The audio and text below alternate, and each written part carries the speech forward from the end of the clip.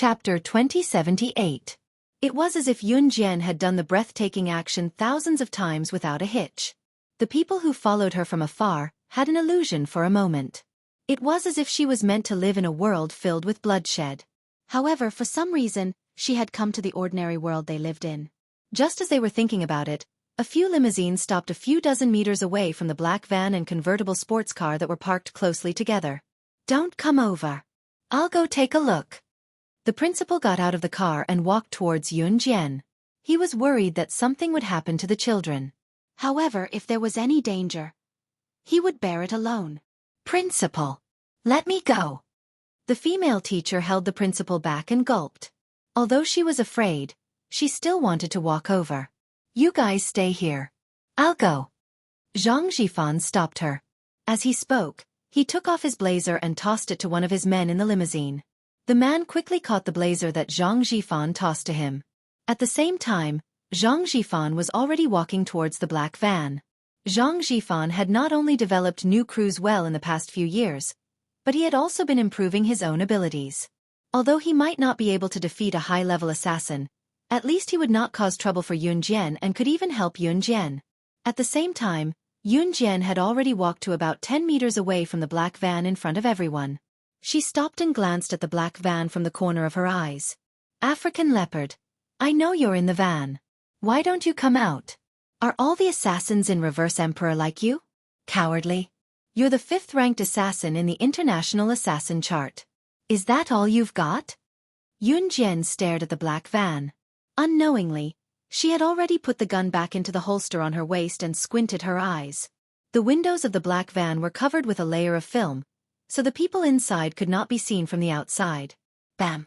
Sure enough, as soon as Yun Jian finished speaking, the car door was opened, and a 2-meter-tall burly middle-aged man got out of the car. After the burly middle-aged man got out of the car, he looked at Yun Jian. His right hand behind his back was dragging a big hammer. He held the big hammer and dragged it to the ground as he walked towards Yun Jian. This burly middle-aged man was African Leopard, ranked 5th on the International Assassin rankings. Although he was 2 meters tall and was a heavyweight, the speed of the African Leopard was like that of a real cheetah, fast and agile. He was strong and fast. Even if it was the assassin or secret agent ranking, the assassins or secret agents who were ranked above the African Leopard would have to be 100% vigilant against him, because the slightest carelessness could lead to instant death. "Little girl." The African Leopard glanced at Yun Jian. Obviously, he did not recognize Yun Jian's identity, although he despised Yun Jian for being a little girl in his heart. However, it could be seen from the way Yun Jian stopped their black van just now. This little girl was not weak at all. F***CK. Kill her. The African Leopard's eyes darkened as he ordered the men who came out of the van. Hearing that, the men took out their weapons.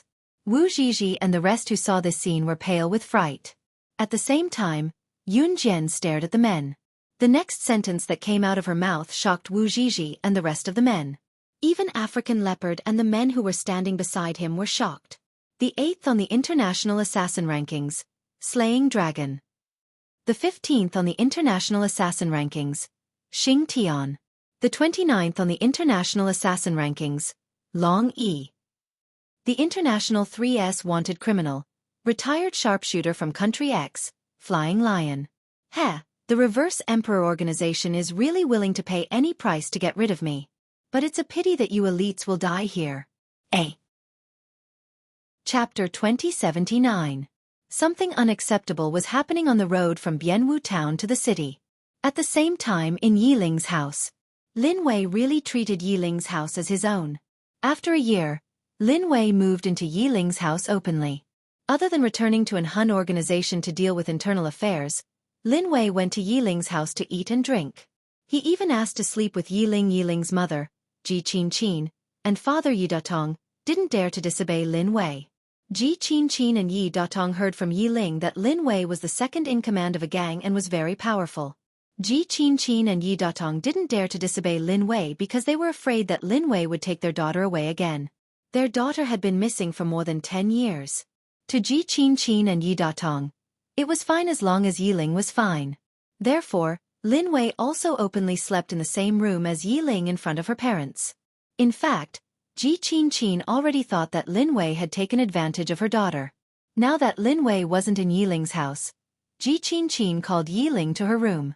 "Mom, why did you call me here?" Yiling didn't know why Ji Qin called her here. "Lingling, did you do that with him?" Ji Qin was too embarrassed to ask at first. "What do you mean?"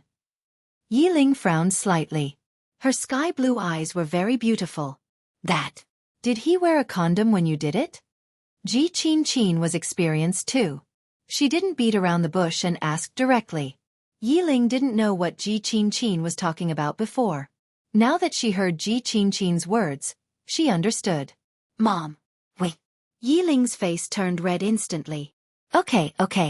Mom knows. Lingling, it's been hard on you this year. Mom and Dad are useless. If we were more capable, we wouldn't let you suffer like this. Lingling, I'm sorry for doing this with someone I don't like." Ji Qin said, and tears fell down. She felt sorry for her daughter. Her daughter was already back home, but she couldn't stop Lin Wei from doing that to Yiling. She didn't dare to say anything. After all, Lin Wei was a gang member. "Mom, there was no such thing." Yiling shook her head. "No, Lingling, listen to Mom. Mom and Dad have discussed it. We'll definitely help you escape from that man. That man won't come today. Hurry up and run. Mom and Dad are here. Even if that man kills you, Mom and Dad won't let you sell your body again." As Ji Qin spoke, she took out a bank card from her room and handed it to Yiling with trembling hands. "Lingling, this is all our savings. Take it and run. Run as far as you can." Yiling shook her head when she realized that her mother had misunderstood her. She wanted to stuff the bank card back into Ji Qin's hands. "Mom, no, Take it. Let's go now." Ji Qin seemed to have made up her mind. Without giving Yiling a chance to speak, she shoved the bank card into Yiling's hand and pushed her out.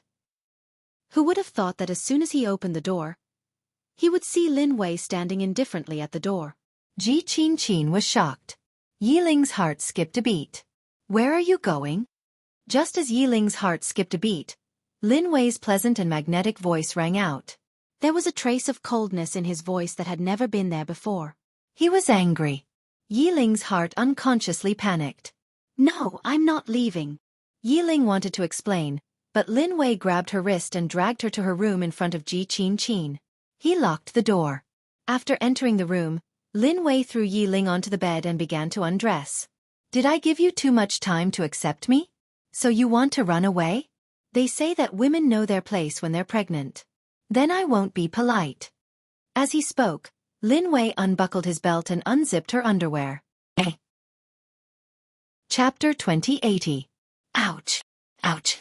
Ouch. Yiling was still in a daze when Lin Wei completely penetrated her. How did this happen? Wasn't everything fine just now? She thought it was just her mother, Ji Qin, who wanted to have a heart-to-heart talk with her. How did it turn out like this? Yiling couldn't describe how she felt. If she didn't want to accept Lin Wei, she would have started to struggle. But Yiling didn't struggle. So when her underwear was pulled open, Yiling was completely turned into Lin Wei's woman before she could react. Maybe she already liked him.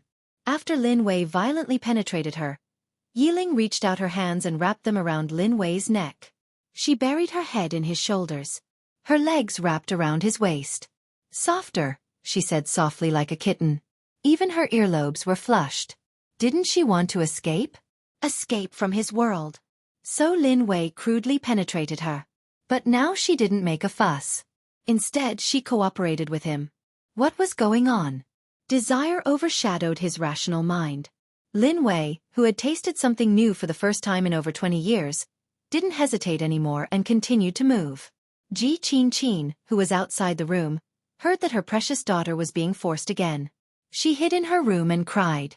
Ji Qin would never have thought that she was the cause of all this. At the same time, on the rugged mountain path from Wuxia to the city, Yun Jian's words carried a certain aura and entered everyone's ears. Wu Zhizhi, Shen Qingjiang, and the others who were standing in the distance all widened their eyes when they heard Yun Jian's words.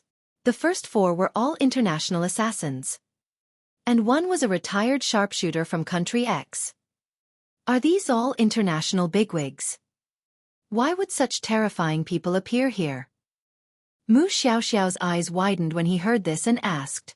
Mu Xiaoxiao obviously knew about these things. After hearing this, his face changed drastically. What national, international bigwigs? Just because she said so, it's just because she said so? Wu Zhizhi saw that the people in front of her, led by African Leopard, had taken out unusual weapons. She didn't want to admit the truth. She stuttered and shouted again. But before Wu Zhizhi could finish her sentence, everyone saw that African Leopard and the other four were also shocked after hearing Yun Jian's words. An ordinary little girl naturally wouldn't be able to recognize them at a glance. Moreover, Yun Jian had only glanced at them once, and she had already exposed their backgrounds. Who was she? How do you know our identities so well? The African Leopard glared at Yun Jian and asked. African Leopard's words directly confirmed their identities. Wu Zhizhi's words just now made her look like a clown, and her face turned even uglier. There's nothing that I don't know about internationally. In front of them, Yun Jian didn't hide her smile. Who are you? At this moment, the African Leopard had no choice but to pay attention to Yun Jian. He had to pay attention to this little girl who they did not pay attention to in the beginning. Big brother, don't waste time on this little girl. Let's quickly bring them back to the organization and report to the boss. No matter who she is, even if she's one of the top 3 figures in the international assassin ranking, she won't be able to escape if the 5 of us work together. Long Yi, who was ranked 29th in the international assassin ranking, stood beside African Leopard and said to him while wiping his nose. 5 top international assassins against 1 Yun Jian. As long as she wasn't the international legend that made people tremble in fear, she was definitely no match for them. Is that so? Hearing Long Yi's words, Yun Jian's red arc grew deeper in front of Wu Zhizhi and the others. 5 against 1, is it? Do you know anything about the Blood Night incident? Yun Jian continued. Blood Night incident. Hearing Yun Jian's words, the 5 people led by African Leopard were stunned. Of course they knew. Who in the underworld didn't know about the Blood Night incident? The Blood Night incident was the reason why Slaying God, who was ranked first in the international secret agent ranking, became famous. Back then, Slaying God's rise had shocked the world. The top 10 assassins in the international assassin ranking, including the top 10 secret agents in the international secret agent ranking, had joined forces to besiege and kill Slaying God. However, in the end, the top 20 secret agents in the international secret agent assassin world were massacred by Slaying God with her bare hands on that night. She went up against the top 20 secret agents in the international secret agent assassin circle alone. Slaying God won. That was the Blood Night incident. The Blood Night incident back then had shocked the world. Since the top 10 secret agents in the international secret agent and assassin ranking were all dead, it was only natural that other secret agents and assassins would replace them. However, anyone in the circle would see Slaying God as someone they would rather commit suicide than provoke. The Blood Night incident back then was a result of Slaying God taking on more than one person. Now that this little girl mentioned it, what was the meaning behind it? African Leopard and the other 4 panicked for no reason. However, they did not have time to think further. Yun Jian had already smoothed out the red arc on her forehead in front of everyone. Her indifferent side profile was facing African Leopard and the other 4. Her cold voice was like a reenactment of the Blood Night incident, spreading to everyone's hearts and stirring up a wave of fear. It's been 3 years. Since the Blood Night incident, this is the first time the top assassins have joined forces to attack me again. So, are you ready to die? Chapter 2081. During the Bloody Night incident, the top 20 assassins on the International Assassin and Secret Agent Leaderboard had joined forces to go against Slaying God, who was not ranked first on the International Secret Agent Leaderboard. It was because Slaying God was too powerful and would pose a threat to them sooner or later. African Leopard and the rest were well aware of that. The 5 of them combined could not be compared to the top 20 assassins on the International Assassin Leaderboard. However, what did Yun Jian mean by that? It's been 3 years. Since the Bloody Night incident, this is the first time the assassins on the leaderboard have joined forces to attack me again? Did Yun Jian mean that there were assassins on the leaderboard who had joined forces to attack her before? Furthermore, Yun Jian had mentioned the Bloody Night incident. Based on this comparison, could she be the one who had fought the top 20 assassins on the International Secret Agent Leaderboard during the Bloody Night incident? She rose to fame in one battle, causing an uproar in the international circle. Countless business tycoons were terrified when they heard her name. The top assassin on the international secret agent leaderboard, slaying God. Are you Faye? Are you S from the Bloody Night incident? Before he could finish the word kill, a voice rang out. You can die now. Everyone heard a flat voice that they could not tell if it was happy or sad. Wu Zhizhi, Shen Qingjiang, and the rest could only see the flash of a knife from afar.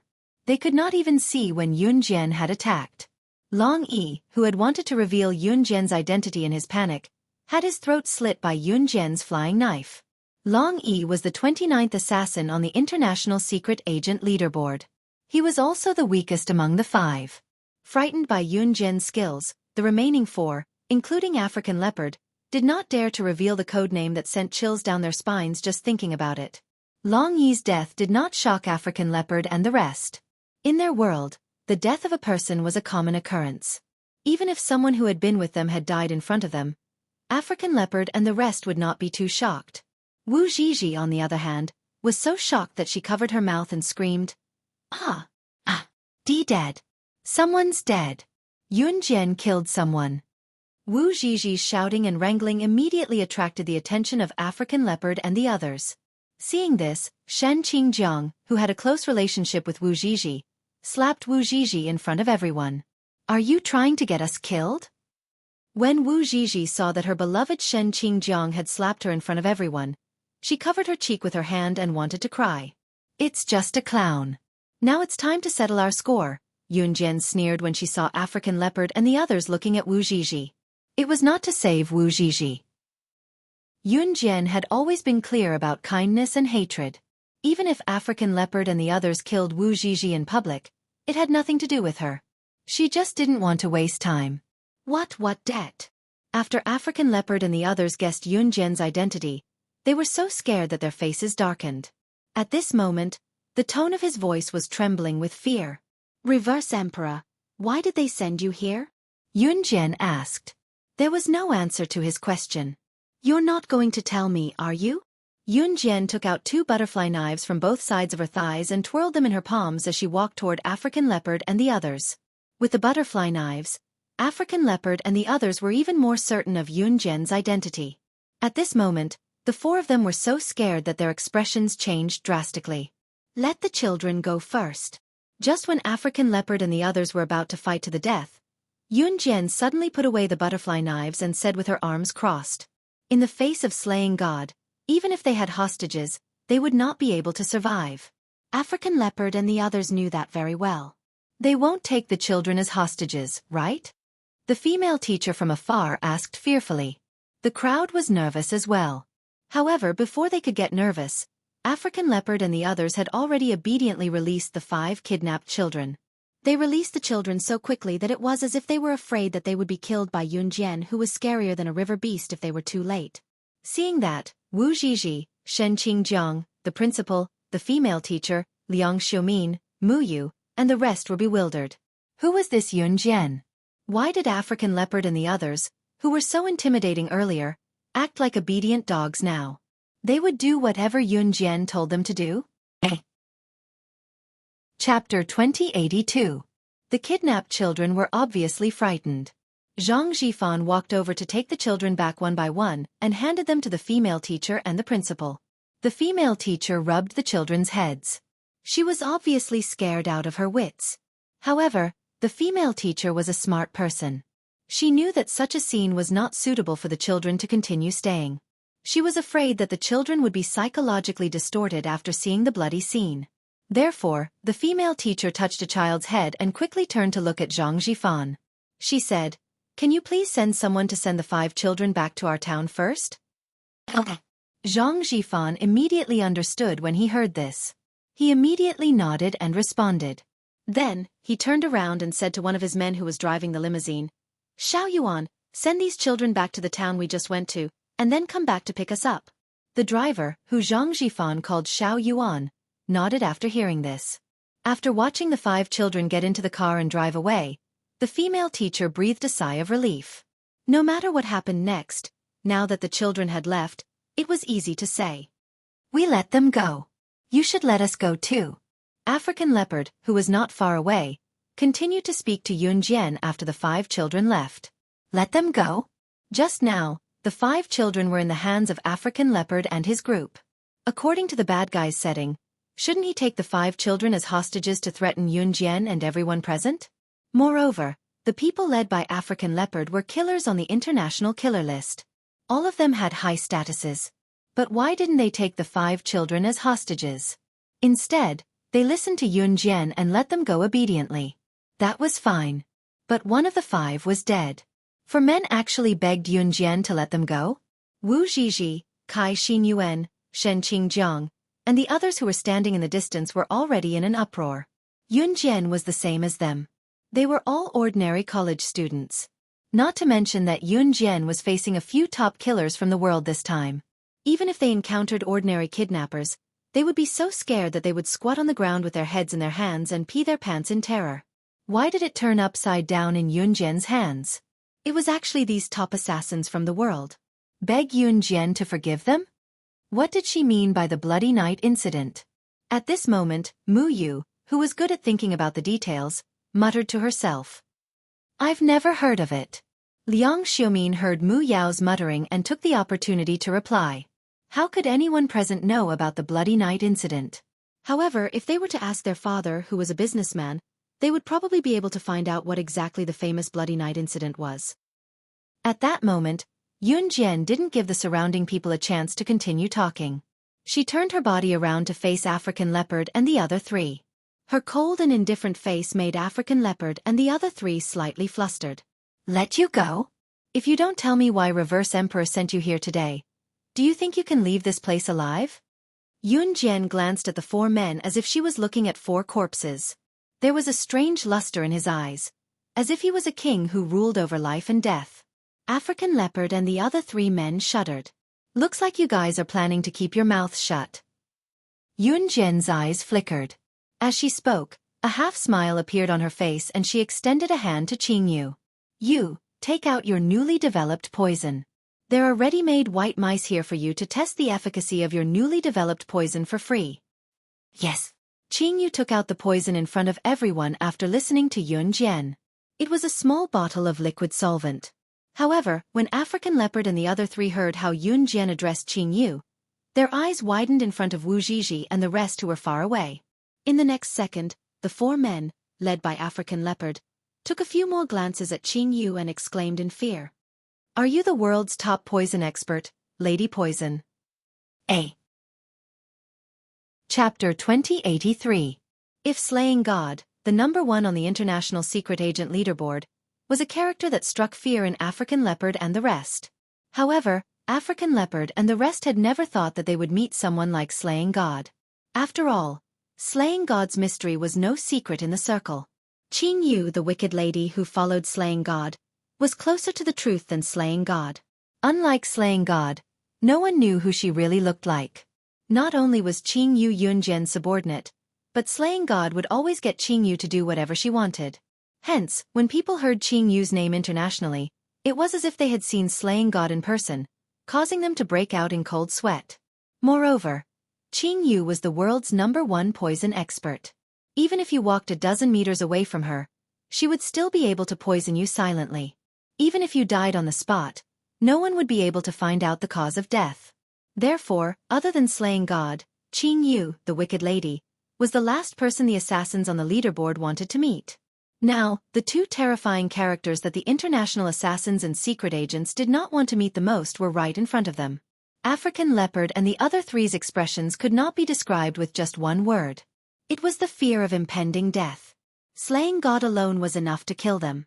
Now, there was the world's #1 poison expert. Will you let us go if we tell you? African Leopard asked Yunjian. Yunjian nodded. Big brother, if we tell you, I'm afraid we won't be able to return to Reverse Emperor. Annihilation Dragon, the #8 assassin on the leaderboard, said to African Leopard after hearing what Yunjian said. It's still better than dying. Reverse Emperor wasn't our home to begin with. Boss only hired us to join Reverse Emperor 2 years ago. Moreover, Boss has assigned us to carry out all kinds of dangerous missions for the past 2 years. Boss must have known that we'd meet them today. Since Boss isn't giving us a way out, why should we stay with Reverse Emperor? Where there's life, there's hope. Reverse Emperor was unkind to us, so why should we be kind to them? African Leopard said, clenching his fists. After that, the African Leopard seemed to have made up his mind to confess to Yun Jian. Let's talk over there. Yun Jian waved her hand and walked towards the track in the distance. When African Leopard and the other three saw this, they also followed. Yun Jian didn't stop until she was sure that Wu Zhizhi and the others couldn't hear her. You can speak now. Hearing this, African Leopard did not play any tricks. He spoke bluntly and told him everything he knew. Chi. It wasn't until African Leopard and the other three left with Long Yi's corpse in the black van that Wu Zhizhi and the others recovered from their daze. After he left, Wu Zhizhi, Shen Qingjiang, and Kai Xin Yuan finally dared to walk over from afar. Liang Xiaomin and Mu Xiao also followed. How dare you kill someone just now? Wu Zhizhi shouted at Yun Jian as soon as she walked over. This irrational behavior was very consistent with her identity as a rich family's young miss. Mu Xiao, on the other hand, wisely chose to hold Liang Xiaomin without saying anything or asking anything. The principal, the female teacher, and those who came with them wisely chose to ignore the series of events that happened just now. Yun Jian ignored Wu Zhizhi while Qingyu looked at the black van. It was only when it disappeared from everyone's sight that Qingyu asked Yun Jian, Sister Jian, do you need me to go after them and kill them? Kill them after letting them go? Wu Zhizhi was about to say that Yun Jian was ignoring her when she heard Qingyu's question and shut her mouth in fright. Yun Jian, who stood beside the group, narrowed her eyes. Just when everyone thought that Yun Jian was going to keep quiet, her nonchalant voice rang with unprecedented confidence and ambition. There's no need for that. It won't be long before Reverse Emperor, including them, becomes my subordinates. A. Chapter 2084. Yun Jian had always been a woman of her words. Qingyu knew this very well. Qingyu nodded. Didn't you say that Reverse Emperor is an assassin organization? You want to take over the assassin organization and their assassins? Yun Jian, what do you do for a living? Wu Zhizhi was so dumb that she could not keep her words to herself. Liang Xiaomin and Wu Zhizhi were both young ladies, but Liang Xiaomin was smarter than Wu Zhizhi and knew what to ask and what not to ask. Wu Zhizhi, on the other hand, never knew what to ask and what not to ask. Or maybe it was curiosity that took over, causing Wu Zhizhi to ask directly whenever she wanted to know the answer. By then, Yun Jian had already turned and made her way to Qingyu's convertible sports car. Just as she was about to walk toward Qingyu's convertible sports car, she heard Wu Zhizhi's dumb question. Yun Jian's lips curled upward when she heard that. Do you know why I killed that person just now? However, what Yun Jian said surprised everyone present. Wu Zhizhi still did not understand after some thought, but she was a little afraid of Yun Jian's gaze. Therefore, the words that came out of Wu Zhizhi's mouth were laced with coldness. Why? Because he's as talkative as you are. Yun Jian suddenly reached out and slashed Wu Zhizhi's neck. Before the crowd could react, they saw the gleam of a knife in Yun Jian's hand. Wu Zhizhi was stunned as well. When she came back to her senses, the gleam of the knife had already slashed her neck. No. I don't want to die. There was a swoosh. When the crowd reacted, they saw Yun Jian cutting off a large chunk of Wu Zhizhi's hair that fell over her shoulders with the butterfly knife. That sound was the soft and crisp sound of a strand of hair being cut. Wu Zhizhi breathed out in relief. She was scared out of her wits. By the time Wu Zhizhi came back to her senses, Yun Jian had already walked to the convertible sports car. The moment before she sat in the convertible sports car, she turned around and looked at Wu Zhizhi with a red smile. I don't think anyone has ever told you that nosy people like you die the quickest. Without waiting for Wu Zhizhi's response, Yun Jian held the car door with one hand and jumped into the driver's seat through the sunroof of the convertible sports car. Qingyu hopped into the passenger seat of the convertible sports car as well. In Yun Jian's hands, the convertible sports car drew a straight line and disappeared in the blink of an eye like a shooting star. Yiling's house. Yiling's boudoir was filled with the scent of a man and a woman after making love. Yiling was tormented by Lin Wei and took a nap. Now that she woke up, she suddenly realized that she had been tortured by him. Yiling almost jumped up from the bed and then turned over. At this moment, she was naked and fell directly to the ground. The numbness in her thighs made Yi Ling prop herself up, but she could not stand properly. However, just as Yi Ling accidentally fell to the ground, a large hand reached out from the bed to grab her hand and pulled her back onto the bed. Trying to escape? Lin Wei's cold voice rang. It was still the same simple and crude word. Having known Lin Wei for so long, Yi Ling could tell that he would not say much to her when he was angry. Actually, Lin Wei was used to being a man of few words. He was like that to everyone except for her. However, once Lin Wei was angry, he would speak to her in the same tone he spoke to everyone else. I didn't. Yi Ling's eyes darted around as she tried to explain. Lin Wei did not listen to Yi Ling as he lay on top of her. Open the door.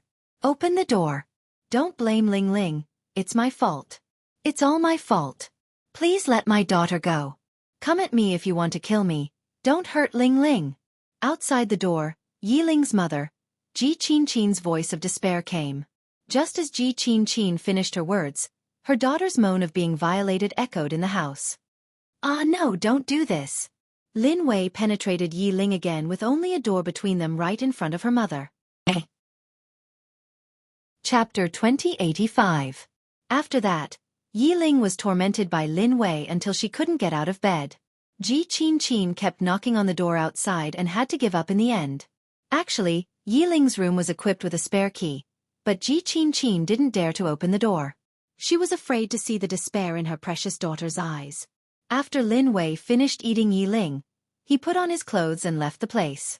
But before he left, Lin Wei helped Yi Ling change into a clean set of clothes. Where are you going?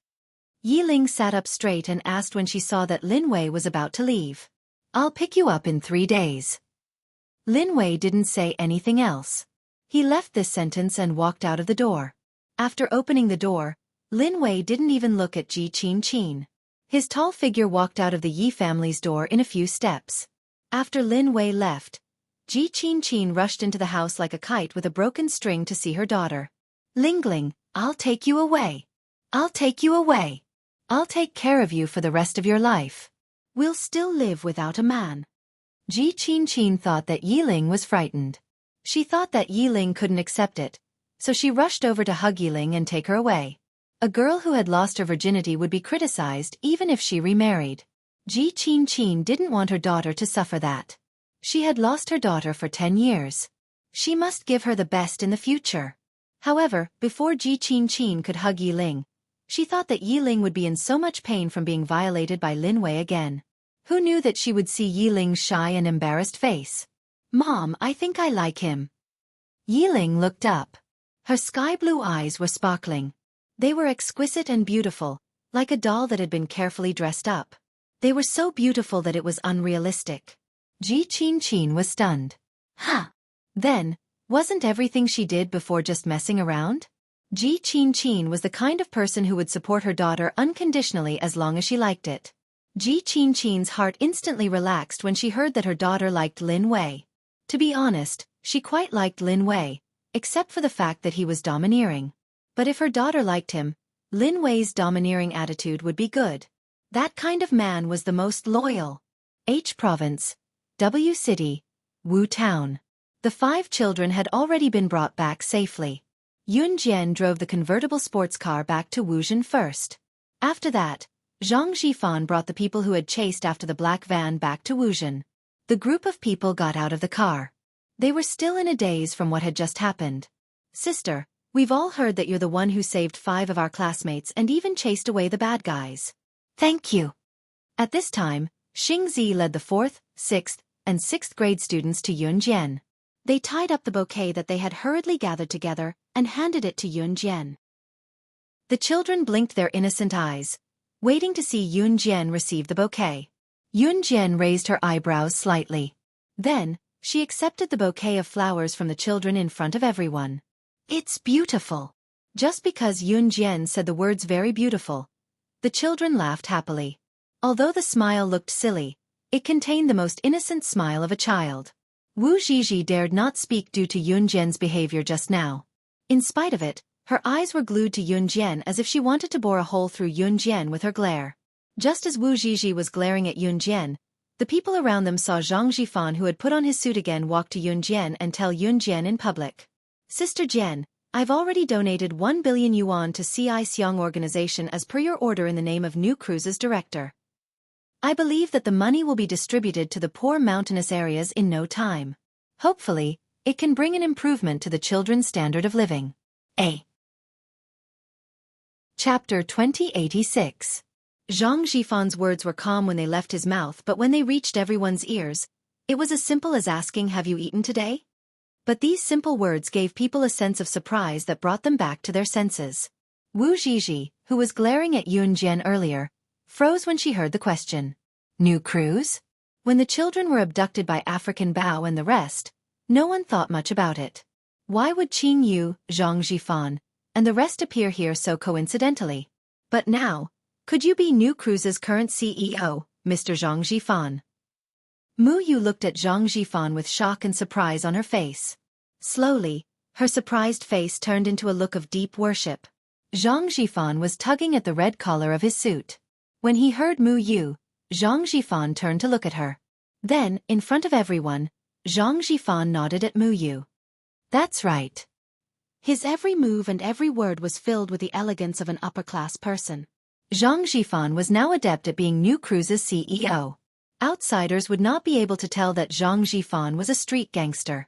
It was also because of this that Zhang Jifan was able to promote New Cruise to other countries. Oh my God! Are you really New Cruise's CEO, Zhang Jifan? Although I've never seen your photo, I've always regarded you as the person I respect the most.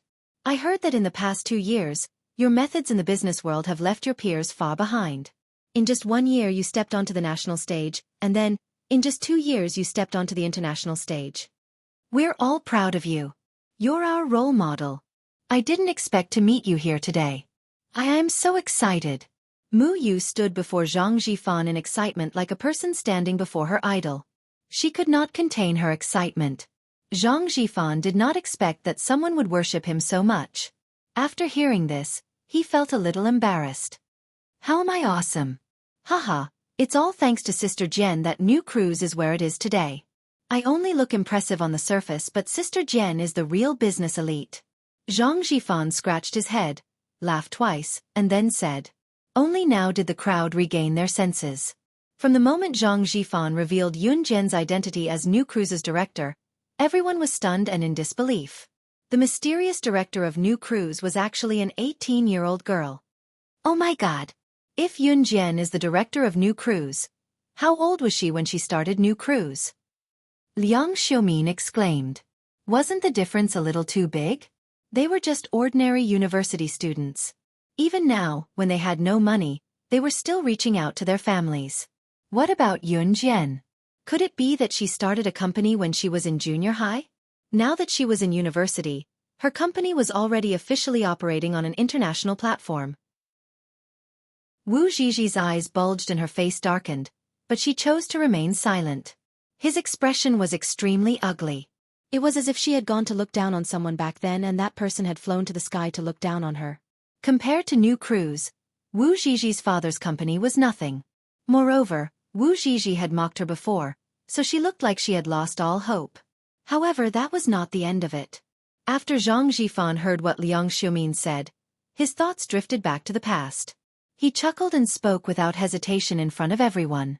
Sister Jian came to us who were living at the bottom of society when she was 15, saying that she wanted to start a car marketing company. We were surprised back then, but we followed Yun Jian's lead. Actually, it's all thanks to Sister Jian that New Cruise can go international. She knows so many top international figures that we can't even count them with our fingers. Most importantly, those people listened to her. See, I used Sister Jian's name to negotiate with those people and everything went smoothly. There's one thing those people said about Sister Jian the most, and I agree with it a lot.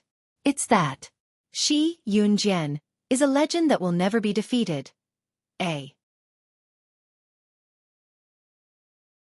Chapter 2087. She, Yun Jian, is a legend who will never be defeated. This was the highest compliment given by the international tycoons, businessmen, and politicians. It was also what Zhang Jifan believed to be the truth. Yun Jian was truly a legend who would never be defeated. Whether it was Xinjiang town back then, Longmen City, Min City's military school, or the University of Rivertown now. Wherever Yun Jian was, there would be a legend. Knowing that Yun Jian was New Cruise's director, it was shocking news to Wu Zhizhi, Shen Qingjiang, Liang Xiumin, Mu Yu, and the rest. Of course, her identity as the director was enough to shock Wu Zhizhi, Shen Qingjiang, Liang Xiumin, and the rest. Now, Zhang Zhifan was saying that Yun Jian knew so many international tycoons that they could not even count them with their fingers. Moreover, those people obeyed Yun Jian's every word? What was even more shocking was that New Cruise's success today was all thanks to Zhang Zhifan. Now that they heard Zhang Zhifan's words, if it were not for Yun Jian's acquaintance with the international tycoons, without Yun Jian paving the way, Zhang Zhifan alone would never have the capability to lead New Cruise to the international stage. Yun Jian was the most important person for New Cruise to be where it was today. Wu Zhizhi, who cared a lot about her family background and wanted to compare her family background with her classmates and friends in school, had a dark expression on her face. Wu Zhizhi's face, which was obviously displeased after learning about Yun Jian's identity, was lowered slightly as she stared at the ground. Wu Zhizhi, who was initially blushing but now had a dark expression and was gripping the hem of her shirt tightly as if she was not going to back down, was now silent. Perhaps she was shocked by Yun Jian's behavior earlier, or perhaps she felt that her family background was not as good as Yun Jian's. Wu Zhizhi kept her head down, but she was actually so angry that she was about to spit blood. Some people wished that the world would come to see them when they were in the limelight. However, if they were slapped in the face, they would be like a football that was holding its breath, standing aside without a sound. Big brothers and sisters, my mother made mung bean soup for all of you. It's not much, but she said it's to thank you for saving me just now. Just then, a child dressed in dirty clothes walked over with a basket filled with a few bowls of mung beans. There weren't many bowls of mung beans in the basket, she said as she walked. This child was one of the 5 children who had just been kidnapped. In this poor mountainous area, mung bean soup was only taken out during festivals. Grab a small handful of mung bean soup and put it into porridge that had more water than rice. It was a fresh luxury. Today, the child's mother cooked all the mung beans. Her generosity was indescribable. The child's arrival made the few people who were talking just now shut their mouths. The child also obediently took out bowls of mung bean soup from her basket and handed them to everyone. The child was reluctant to eat it herself and gave all the delicious food to others. At this time, when the child handed the mung bean soup to Wu Zhizhi slapped the bowl of mung bean soup in the child's hand to the ground. Don't give it to me. I don't know how many people have eaten this bowl. There are so many bacteria on it. It's so dirty. Also, have you washed your hands? Has your mother washed her hands? I think you people here are so poor that you can't even afford to wash your hands. It's so dirty. Chapter 2088. Wu Zhizhi was already full of anger, and when the child handed her the mung bean soup, Wu Zhizhi's anger flared up. He really King sent himself to her door to be abused. After Wu Zhizhi smashed the bowl the child handed over, the child stared at the mung bean soup on the floor and licked his lips greedily. Big sister, it's not good to waste food like this. None of your business. Anyway, I won't eat the junk food you give me. It's all germs. I'm such a noble person. How can I eat food like this? Wu Zhizhi yelled at the child. At that moment, Yun Jian, who had been silent all this while, narrowed her eyes slightly. Noble? Yun Jian sneered mockingly. What? Isn't that the case? Wu Zhizhi replied confidently. You should be the one with germs all over your body, Yun Jian suddenly said to Wu Zhizhi. What do you mean? Wu Zhizhi instantly had an ominous feeling after hearing that. In the next second, Yun Jian turned on her phone and pressed on the button twice. Everyone heard the conversation between Shen Qingjiang and another boy from Yun Jian's phone. That conversation made Wu Zhizhi collapse on the spot. Qingjiang, are you really not going to accept treatment? This was the boy who was talking to Shen Qingjiang. Is treatment useful? Anyway, I'm going to King die anyway.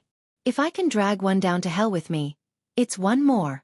Hee, I was King harmed by someone back then. This was what Shen Qingjiang said. How long have you been aware that you have AIDS? Not long. After I ked Wu Zhizhi and confirmed that she also has AIDS, I'll ck other girls. Even if I die, I'll drag them down with me. Hee. You're really not kind. The girls who met you are really unlucky. I'm not kind? That's because I was forced. F asterisk CK. I F asterisk head that be asterisk TCH Wu Zhizhi so many times. This time, I'll definitely infect her with AIDS. That be asterisk TCH didn't ask for a condom when she did it with you. TSK. I was just bluffing a little. Why didn't you obediently let me shoot you in? From the voice that came from Yun Jian's phone, everyone present could naturally tell that the person on the phone was Shen Qingjiang. As for who that boy was, no one cared. The main thing is the breaking news in this phone call. No. Impossible. Qingjiang, that's impossible, right? How could you? How could you? Then how could you be me? After hearing this phone call, Wu Zhizhi's head exploded. She looked at Shen Qingjiang in panic and shook her head. She was so scared that her lips instantly turned pale. Hearing this news was even scarier than being frightened by Yun Jian. AIDS can be transmitted through sexual contact, blood, and mother to child. In other words, he had sex with someone who had AIDS. Or some people would go to small places to donate blood. The syringe used to draw blood from an AIDS patient and then draw your blood, which would cause an infection. Or it could be that the mother contracted AIDS and passed it on to the next generation. These were the three most common ways of AIDS transmission. And the reason why Wu Zhizhi was so scared was because AIDS had a relatively long incubation period after infection. Usually, it would take 7 to 10 years for the infection to occur. After the infection, the survival period would not exceed 2 years. To put it bluntly, contracting AIDS was equivalent to having half a foot in the coffin. There was no doubt that one would die. Even now, there was no cure for AIDS, much less now in 2002. Now was not the time for Wu Zhizhi to be calculative about her and Shen Qingjiang being found out. She looked at Shen Qingjiang and trembled all over. She couldn't have been infected with AIDS, right? Shen Qingjiang suddenly heard the conversation between him and his buddy from Yun Jian's phone. He was stunned.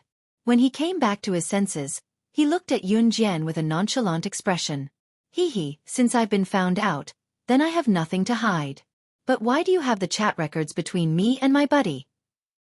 Shen Qingjiang was bewildered. Why would Yun Jian have the chat records between him and his buddy?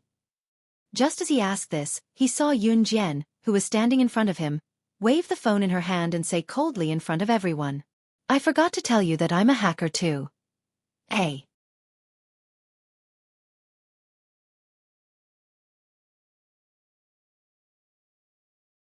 The surrounding children were playing with a group of university students. Yun Jian was lying on the lawn bathed in the weak morning sunlight. At the side, there were 4 or 5 sheep bleating as they surrounded Yun Jian. The sunlight was very glaring. Yun Jian was mesmerized by it. She closed her eyes to feel the weak and glaring rays of the morning sun. Suddenly, a black shadow blocked the glaring sunlight. Yun Jian opened her eyes and saw a handsome face. This handsome face had sharp eyebrows, a pair of sharp eyes, and those thin lips. Coupled with his perfect facial features, Yun Jian couldn't take her eyes off him. Yun Jian was about to speak when Ce suddenly bent down and pressed her down on the lawn. His tall body pressed against hers and he blocked her mouth with his thin lips. There were a few sheep bleating nearby, so Liang Xiumin, Mu Yao, and the others who were chasing and playing with a group of children didn't notice Ce's sudden appearance. They also didn't realize that Ce had appeared out of nowhere and pressed Yun Jian down on the lawn. It was an action that could easily be misunderstood. After kissing the little mouth that he had been longing for, Ce finally let go of Yun Jian and bent down to her ear. His handsome face that was infuriating yet infuriatingly handsome wore a mischievous grin. Xiao Jian, you're so beautiful. How I want to become one with you right here, so that you can never leave my sight. Ce's words made Yun Jian blush. She was about to pinch him. At this moment, a sheep beside him bleated comfortably. Bah! Then, the sheep shook its body and pooped out a pile of feces. Ce and Yun Jian were beside them.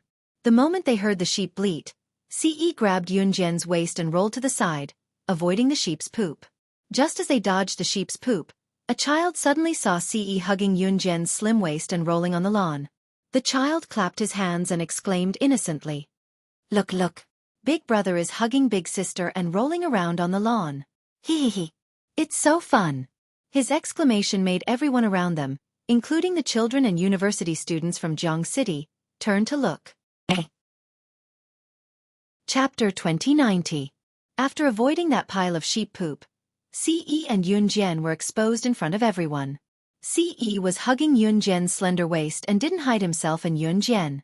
Hence, everyone saw Ce hugging Yunjian and rolling around on the grass. A few university girls inadvertently caught a glimpse of Ce's handsome face and then looked at Ce and Yunjian rolling around on the grass in an extremely ambiguous position. They couldn't help but blush. Ce, who was discovered, didn't panic at all. On the contrary, he hugged Yunjian and rolled around on the grass before pulling her up. It was as if he hadn't done anything bad just now. Who is this man? There's actually such a handsome man in this world? Could he be her boyfriend? When the girls saw Ce's handsome face, they couldn't react for a long time. However, Liang Xiumin and Mu Yao walked over with a few children. Yunjian, your boyfriend actually came all the way here to look for you. You're so lucky. You're not like my boyfriend, who only comes when I pay. Liang Xiumin complained. Liang Xiumin's boyfriend, Jin Yu, was a gangster who lived near Jiang City. He had met Liang Xiumin in Jiang City. Jin Yu was one of the people Yunjian and the others had met at the beach in Zhou Mountain. Jin Yu's boyfriend was considered a weirdo. It was one thing for a grown man to come looking for Liang Xiumin and ask her for travel expenses, but he even brought a group of men and women with him. He even wanted Liang Xiumin to pay for their travel expenses, meals, and even the money for their entertainment. He was a typical gigolo. We're already married, Ce frowned and explained when he heard Liang Xiumin say that he was Yunjian's boyfriend. When Liang Xiumin heard that, she chuckled and said, I know. Then she nudged Yunjian with her hand and revealed a smile that said, You're so lucky. This time, Ce didn't take out her marriage certificate or the fake pregnancy test report. Mu Yu, on the other hand, was stunned when she heard Liang Xiumin's words. Then she asked Liang Xiumin in a daze, Junior, you have a boyfriend? Yeah, what's wrong? Liang Xiumin didn't notice the displeasure in Mu Yaoyao's tone as she replied. Nothing. In a place where no one could see, Mu Xiao clenched her fists and gritted her teeth as she spoke. Yunjian saw Mu Yaoyao's actions, but she didn't say anything. At this moment, Yunjian's hand was being held tightly by Ce. At this moment, someone tugged at the hem of her clothes. Yunjian glanced sideways and saw Lu Ying, who was only as tall as her waist, tugging at her clothes as she stared at her with her large dark eyes. Before Yunjian could speak, Lu Ying spoke first. She looked at Yunjian and then at Ce and asked, Are big sister and big brother going to have children in the future? Lu Ying really didn't stop until she said something shocking. After he said that, the people around him pretended to cough a few times. However, Lu Ying really didn't know what was wrong with her words. She just stared at Yunjian with her large eyes and waited for Yunjian's reply. Yunjian blinked. Before she could say anything, Liang Xiumin reached out and gently flicked Lu Ying's forehead and said, Yes, yes, yes. They're in that relationship. When Lu Ying heard Liang Xiumin's words, she suddenly clapped her hands and said, That's great. Big brother and big sister are so beautiful. Big brother and big sister's children will be especially beautiful in the future. After Lu Ying said this, a little boy next to her added, But to have a baby, don't they have to fight before they can get pregnant? My mother and father fought and I had a little brother. Nonsense. My father said that to have a baby, it's fine as long as they eat and sleep well. There's no need to fight at all. A little girl with 2 ponytails stood out and retorted. But why did Dong Dong from the neighboring village say that as long as you kiss, you'll have children? He also said that boys and girls sitting together in class can get pregnant too. Chapter 2091. Regarding the question of how to have a child, the children all talked about it. A group of innocent children, discussing how to have a child. The result of the discussion really made people not know whether to laugh or cry. The few university students standing by the side listened to the discussion of this group of children and felt awkward for a moment. However, the children were completely unaware of how shocking their words were. Hearing this child say that boys and girls would get pregnant when they sat together in class, a 10-year-old girl suddenly burst into tears. Wah wah wah wah. Then I've been desk mate with a boy for a year. Am I pregnant now? Am I going to have a child soon? I don't want to wah wah wah. After this little girl cried, the surrounding girls were all shocked by the little girl's words, and perhaps affected by the atmosphere. One by one, they all cried out, Ah? Does that mean I'm pregnant too? I don't want to be pregnant. Wah wah wah, I've also been deskmate with a boy for 2 years. Will I have 2 children? I don't want to. Wah wah wah, Mom said that if I get pregnant before marriage, I'll be drowned in a pig cage. In less than 2 minutes, the group of children who were running and jumping around just now, all the girls stood in place and cried. The boys looked at the girls in a daze, not knowing whether to comfort them or not. This scene progressed so quickly that it surprised the group of university students present. Why are they all crying? Liang Xiaomin looked at the scene in front of her in a daze, not knowing what to do. You won't get pregnant. Just when the group of girls was crying and gasping for breath, and the surrounding people didn't know what to do, Yun Jian's voice suddenly sounded. Perhaps this voice had a trace of the majesty of a king. The group of girls instantly stopped crying. Sister, is it true? Lu Ying wiped her tears, raised her head and looked at Yun Jian with a pair of big black eyes, blinked her eyelashes that were still stained with tears, took 2 deep breaths and asked. Of course it's true, I never lie. Yun Jian's red arc raised, and she smiled faintly. Perhaps Yun Jian's words had a certain charm. The girls present really stopped crying. Although there was a small interlude, everyone had a great time in the morning and afternoon. Ce didn't leave at night, and stayed at Lu Ying's house.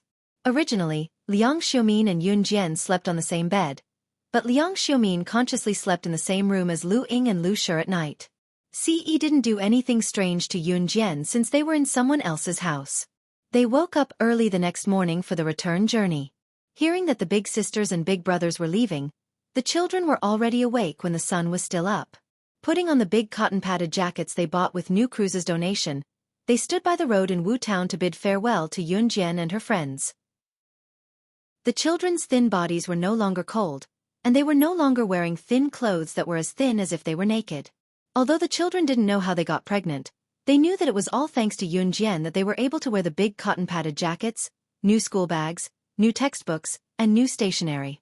Sister, will you come back to see us again? The children stood on the muddy road that led to the city in Wu Town, their little eyes staring at Yun Jian, their eyes filled with longing. Yes. Yun Jian nodded as she looked at the stars in the children's eyes. Sister, you said that Mommy will come back, right? Lu Ying couldn't bear to see Yun Jian leave, so she hugged her brother tightly and stared at Yun Jian with her little eyes.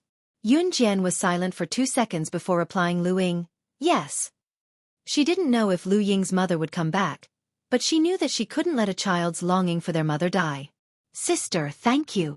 As Lu Ying spoke, she seemed to have recalled something. She took out a wrinkled old photo and handed it to Yun Jian with trembling hands. Sister, this is the only photo of Mommy that I have. I'm giving it to you. Sister, you don't have to look for Mommy on purpose. Just help me tell Mommy if you accidentally see her. Ying isn't Mommy's burden anymore. Ying can take care of little brother and grandma. Ying doesn't need Mommy to take care of us. But Ying misses Mommy. Little brother misses Mommy too. He wants Mommy to come home and see Ying. Sister, can I? Chapter 2092. Lu Ying begged Yun Jian in the most tactful tone she could muster. As she spoke, she handed the black and white photo that was so old that the face could barely be seen to Yun Jian with trembling hands. Lu Ying's father had passed away, her grandmother was paralyzed, her younger brother was still young, and her mother had run away with someone a long time ago. Her only wish now was to see her mother again. As for this old photo, to Lu Ying, it was the only thing she remembered her mother's appearance. Now, she handed the most precious old photo to Yun Jian because she trusted Yun Jian. She believed that Yun Jian would help her keep an eye on her mother. So Lu Ying still gave the photo to Yun Jian. However, Yun Jian took the old photo from Lu Ying's hands in front of everyone and then glanced at the people in the old photo. There were 5 people in the old photo. An old lady, a young man, and a young woman.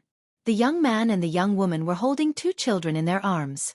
It was not difficult to tell that the young man and young woman were Lu Ying's father and mother. The young man and young woman in the photo were smiling brightly. The man was handsome, and the woman was beautiful. Both of their faces were filled with happiness. Although the photo was old, Lu Ying had kept it very well. This was probably the best memory of Lu Ying's life. Yun Jian glanced at the young woman in the photo and returned the photo to Lu Ying. Lu Ying took the photo that Yun Jian returned to her in a daze. She was pleasantly surprised and disappointed. She was pleasantly surprised because the photo was back in her hands. Lu Ying would look at the photo every night and think of her mother's arms when she fell asleep. Now that she had given the photo to Yun Jian, it meant that Lu Ying's only spiritual support was gone. She was disappointed because her sister also had her own life. It was only right for her to return the photo to her, and not help her convey these words when she saw her mother. Her small eyes rolled around twice. Lu Ying could not help but tear up. "Mom, where are you? Ying and her brother can be good. Ying can go and earn money for you to spend. As long as you come back and return to Ying and her brother's side." All of this made Lu Ying feel despair. She knew that her mother had left for so long because she did not want her and her brother anymore.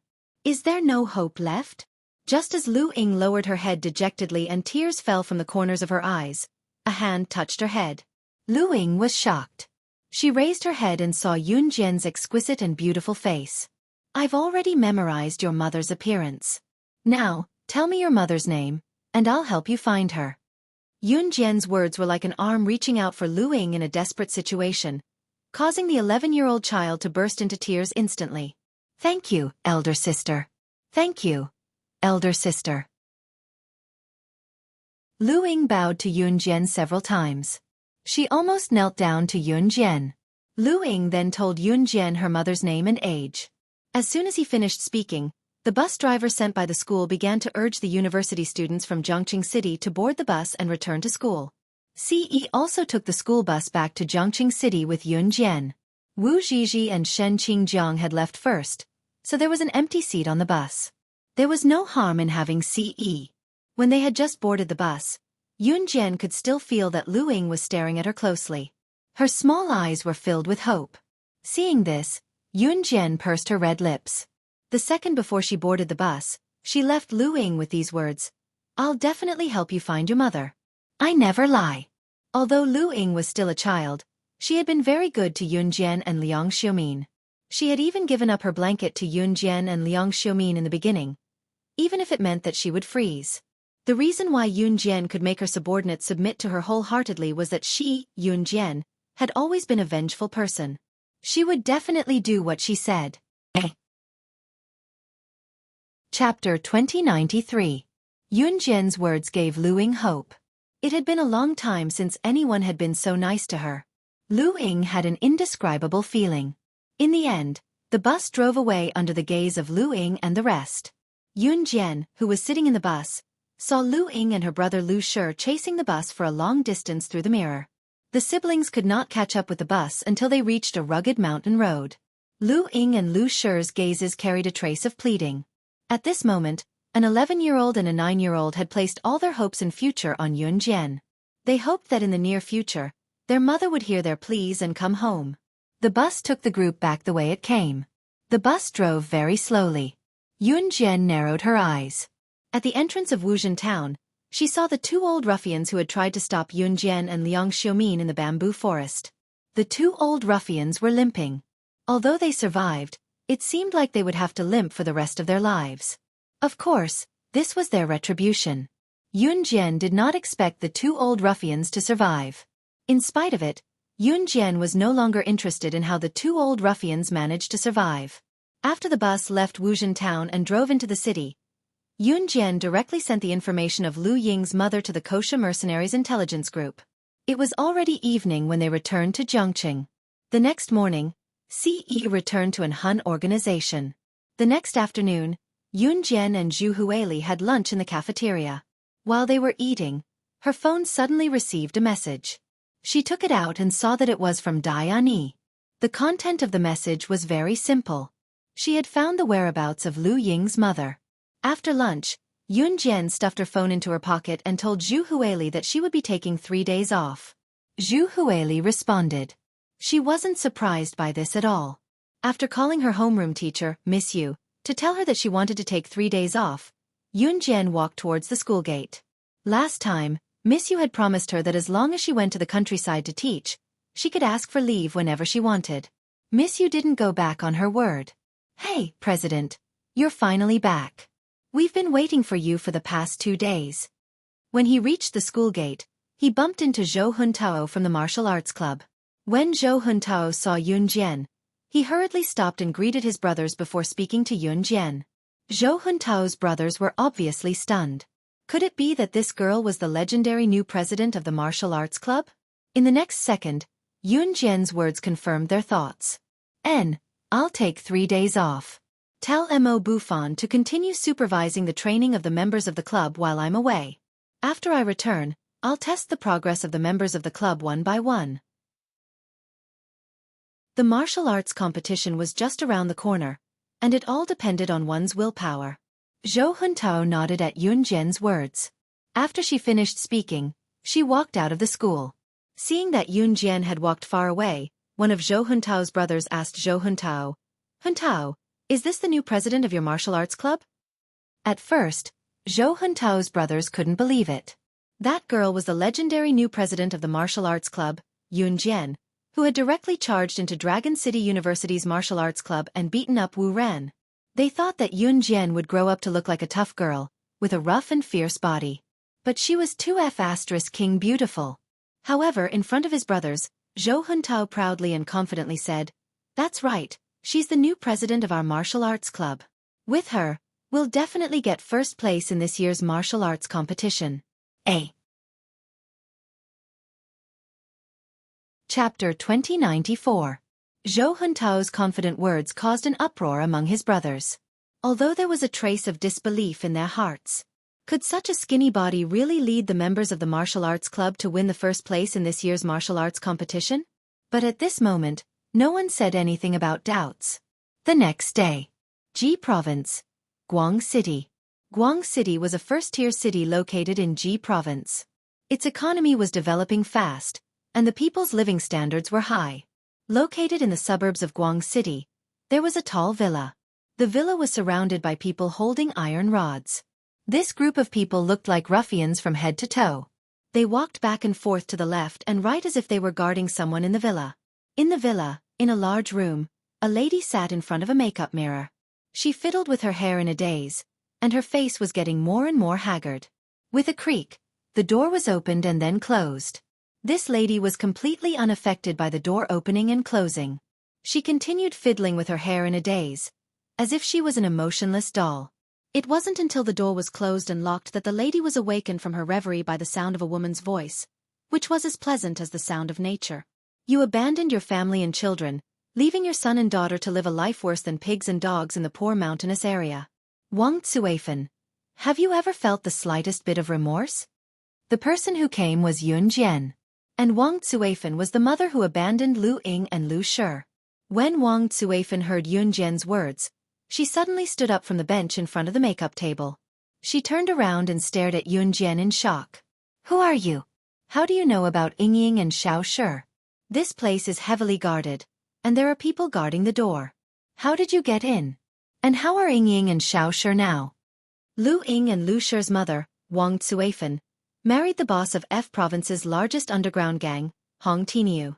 A woman who abandoned her family and children was the most disgusting existence in the world.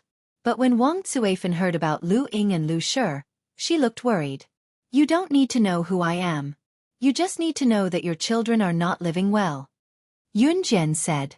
Hearing Yun Jian say that Lu Ying and Lu Shi were not doing well, Wang Xiaofan covered her face and cried softly, "Ying, little Shi, I'm sorry. I'm sorry." After a while, when Wang Xiaofan calmed down, Yun Jian learned the truth from Wang Xiaofan. Wang Xiaofan didn't abandon her family. A few years ago, when Wang Xiaofan and her husband entered the city, they accidentally met the boss of the biggest underground gang in Ji Province, Hong Tiniu. Wang Xiaofan was beautiful. Even now, her beauty had not been worn down by time. At that time, Hong Tiniu had used his authority to forcefully take Wang Xiaofan away. Wang Xiaofan and her husband were afraid that Hong Tiniu would hurt their child, so they lied to Lu Ying and Lu Shi that Wang Xiaofan had run away with another man. Even their grandmother did not know the truth. After all, with Hong Tiniu's power, if ordinary families like them wanted to forcefully go against him, they might not even be able to keep their lives. Wang Xiaofan thought she would never be able to go back in this lifetime. However, Hong Tiniu knew that Wang Xiaofan's heart was not here, so he had been locking Wang Xiaofan in the villa for many years, not allowing her to take half a step out of the villa. When she heard that Lu Ying and Lu Shi's father had passed away in an accident, Wang Zuifan's face was lifeless, and her tears could not stop flowing. "Don't cry, come with me." Yun Jian saw the situation and said, "Go." "No, no, no, I can't go. Young lady, I'm already very grateful that you told me what happened at home. I can't implicate you. Hong Tiniu is a ruthless person. I don't know how many people have died in his hands. I'm afraid." Wang Zuifan was afraid that she would implicate Yun Jian, so she shook her head in pain. Yun Jian's eyebrows, which had just calmed down, suddenly raised slightly. Before Wang Zuifan could finish speaking, she suddenly smiled. "Looks like you have to leave even if you don't want to." When Wang Zuifan heard that, she didn't know what she meant.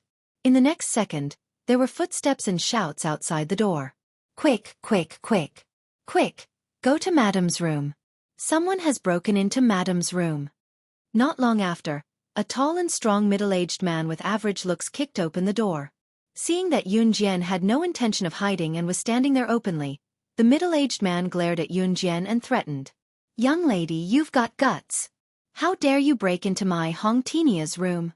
Do you not want to be in the underworld anymore?" The middle-aged man who had rushed into the room with a group of brothers was the boss of Ji Province's biggest gang, Hong Tiniu. Ji Province was the same as Zhe Province. They were both provinces. Hong Tiniu was the boss of Ji Province's gang. On a certain level, he was on the same level as Yun Jian, who was a Russian. When he saw Yun Jian's face clearly, he saw that Yun Jian was only an 18-year-old girl. Hong Tiniu sneered and said, "Young lady, you're so young, but you've got some skills. You can actually avoid all the surveillance cameras and my brothers. But no matter who you are, you're going to die here today." As the boss of a province's gang, Hong Tiniu's aura was naturally strong. "No. It's my fault. I was too bored, that's why I called her here. Let her go, let her go." Wang Zuifan quickly stood in front of Yun Jian and said to Hong Tiniu. Hong Tiniu obviously wouldn't let Yun Jian die just like that. The way these beasts dealt with beautiful young ladies was usually to gang rape them before killing them.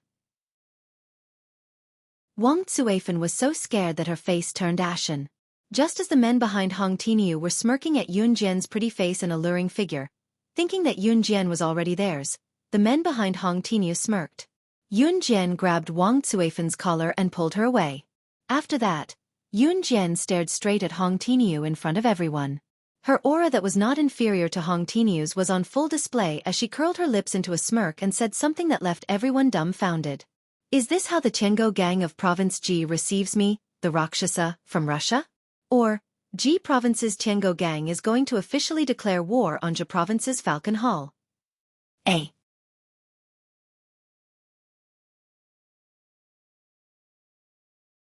She would never forget this pain for the rest of her life. Therefore, at this moment, Wang Zuifan was afraid that Yun Jian would be killed by her. Moreover, he had died in such a humiliating manner. Since then, the number of guards guarding Wang Zuifan in the villa increased. "Oh, madam, why are you in such a hurry?" Hee. Not only did this little brat cover for your escape, she even pretended to be the boss of Falcon Hall, Rakshasa. Just based on these 2 points alone, how could we let her go? Hee. That vulgar middle-aged man rubbed his hands and looked at Yun Jian. His saliva was about to drip from the side of his mouth. "Speaking of which, madam, you can only blame yourself for this. You said that we gang-raped that little girl to death because of you. Today, we don't know where you found this little girl from. Aren't you asking us to make a move on her?" As the vulgar middle-aged man spoke, he had already walked towards Yun Jian. At that moment, Yun Jian's eyes darkened. She, who had been silent earlier, suddenly spoke up. "You guys once killed a little girl who was about my age?" Hee, little brat, the word killed doesn't sound good. That little girl was too weak to stand up to the wind. After we took turns ***king her a few times, she died. Who can you blame? But don't worry, little brat. You're so beautiful. We can't bear to let you die." The vulgar middle-aged man had already walked within 3 meters of Yun Jian and was speaking vulgarly in front of everyone. However, just as he stepped within 3 meters of Yun Jian, a gunshot rang out. Unknowingly, Yun Jian was holding a silver pistol in her hand. The gun in her hand was so fast that before anyone could react, the bullet had already shot out and pierced through the vulgar middle-aged man's head. A second before the middle-aged man's eyes widened and he lost consciousness. Yun Jian spoke in front of Hong Tinyu and everyone else with an indifferent expression. Since you can't bear to let me die, then I'll have to trouble you to die. Chapter 2096. When the crowd finally reacted, they did not see the perverted middle-aged man assaulting Yun Jian. Instead, they saw a bright bullet piercing through his head and nailing him to the wall behind him. The sleazy middle-aged man widened his eyes and stared at Yun Jian for 2 seconds with narrowed pupils. 2 seconds later, the perverted middle-aged man fell to the ground and stopped breathing after Yun Jian finished her sentence. F***CK. This woman killed the third leader of the Tiango gang. One of the men behind Hong Tinyu shouted with his eyes wide open. The dead perverted middle-aged man was Lin Bulang, the third leader of the biggest gang in Province Ji, the Tiango gang. Lin Bulang was the third leader of the Tiango gang. He was lustful and spent every night with beautiful women. He did not care about the Tiango gang's affairs. Therefore, Lin Bulang's first thought when he saw Yun Jian was his perverted thoughts. Everyone was shocked that Yun Jian had taken out a gun and killed Lin Bulang. At the same time, Wang Xiaofan, who thought that she would kill Yun Jian, was shocked too. The young lady carried a gun with her. The villa was heavily guarded. If Yun Jian could enter the villa without being noticed, it meant that she was not an ordinary person. Wang Xiaofan did not even know who Yun Jian was when she said that she was the boss of Zhe Province's Falcon Hall, Luo Sha. However, the scene of Yun Jian taking out a gun and killing Lin Bulang caused an uproar. Boss, this young lady has guts. She dared to kill the third leader in front of you. Brothers, let's kill her.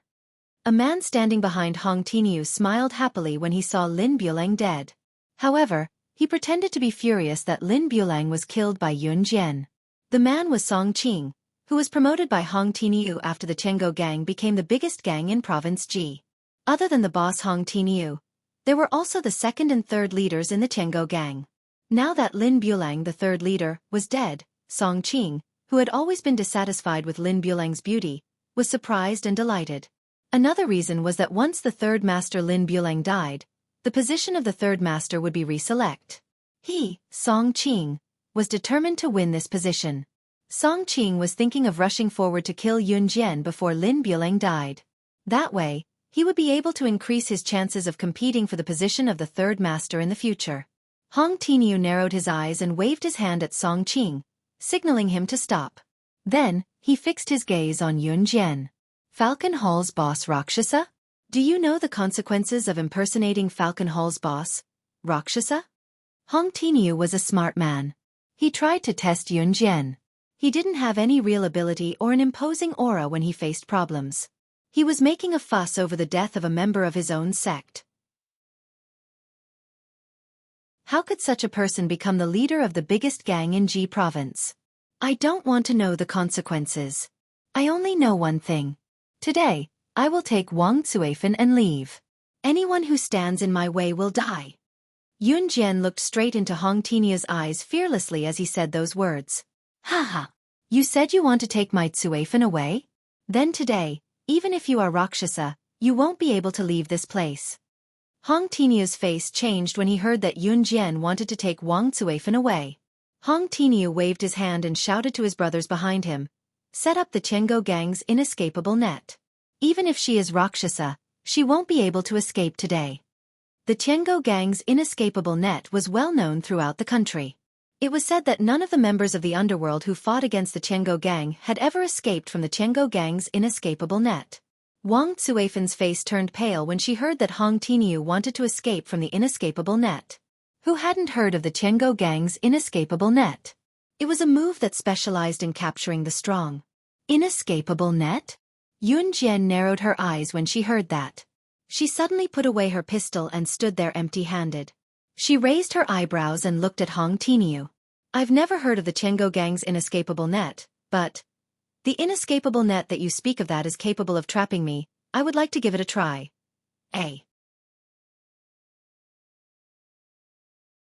Chapter 2097. A net that could trap Yun Jian? Interesting. Yun Jian raised her eyebrows. Yun Jian's words made Hong Tinyu slightly nervous. Had she not heard of the Tiango gang's net that was well known throughout the country? Was she not afraid? But due to his confidence in the Tiango gang's net, Hong Tinyu narrowed his eyes and looked at Yun Jian. He smiled and said to Song Qing, who was standing behind him, Song Qing, immediately set up the net. Today, I want her to be unable to escape. The net that Hong Tinyu spoke of was actually to wear down the opponent's stamina. When the opponent's strength could not keep up, the net would capture the opponent in one fell swoop. There would be a time when everyone would run out of stamina. For example, let's say you fought with someone. The first time you won, you immediately fought with another person after you won. At this time, your stamina would have been depleted from the first fight. Hence, when you fought with the second person, your stamina would be at a disadvantage. If you won against the second person, you would continue to fight with the third and fourth person. Then, when your stamina was depleted, even if the opponent was a child, they would be able to stab you to death. This was the true face of Hong Tinyu's Tiango gang's net. And Hong Tinyu was not stupid. Compared to many people before him, he was much smarter. If one thought that Hong Tinyu only found ordinary people, then one would be gravely mistaken. Hong Tinyu could afford to hire a high-level assassin, but he used this sum of money to hire over 100 low-level assassins from around the world. With over 100 low-level assassins working together to deal with one person, no matter how strong that person was, there would be a time when their stamina would be depleted. Hong Tinyu's net referred to the 100 low-level assassins that he hired over a long period of time to deal with one person.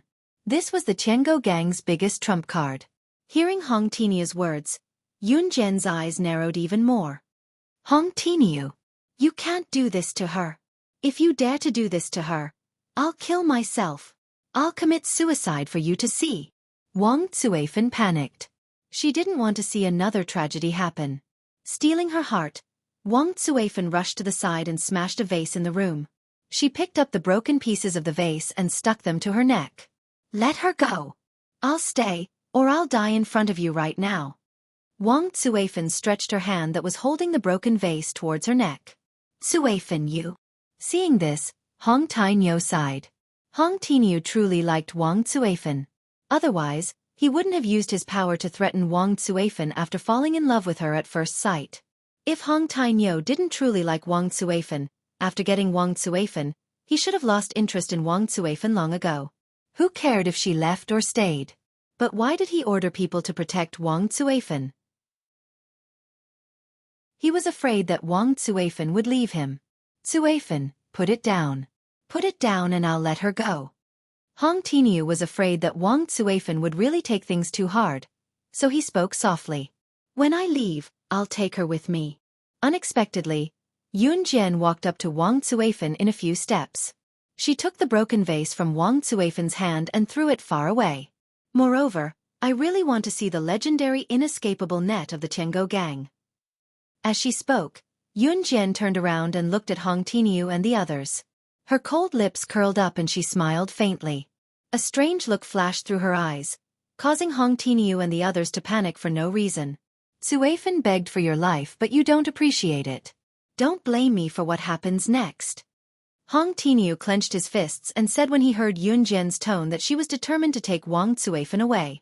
Boss, the inescapable net has been set up. At this moment, Song Qing walked in from outside and whispered into Hong Tinyu's ear. Hearing this, Hong Tinyu laughed at Yun Jian. Then I'll let you experience the power of the Tiango gang's inescapable net. Even if you're the boss of Zhe Province's Falcon Hall, Luo Sha, unless you have an impenetrable body, how can you deal with the inescapable net formed by 100 low-level assassins of the Tiango gang? Hong Tinyu's words made Yun Jian squint her eyes. 100 low-level assassins? Hearing Yun Jian's question, Hong Tinyu thought that Yun Jian was afraid. The group of brothers standing behind Hong Tinyu also grinned. So what if she was really the boss of Falcon Hall, Luo Sha? If she was really the boss of Falcon Hall, then the Tiango gang would be invincible once they killed the boss of Falcon Hall. Just as the group assumed that Yun Jian was scared out of her wits, Yun Jian, who stood in front of them, smirked and uttered her arrogant words. You're right, I'm not going to let you go.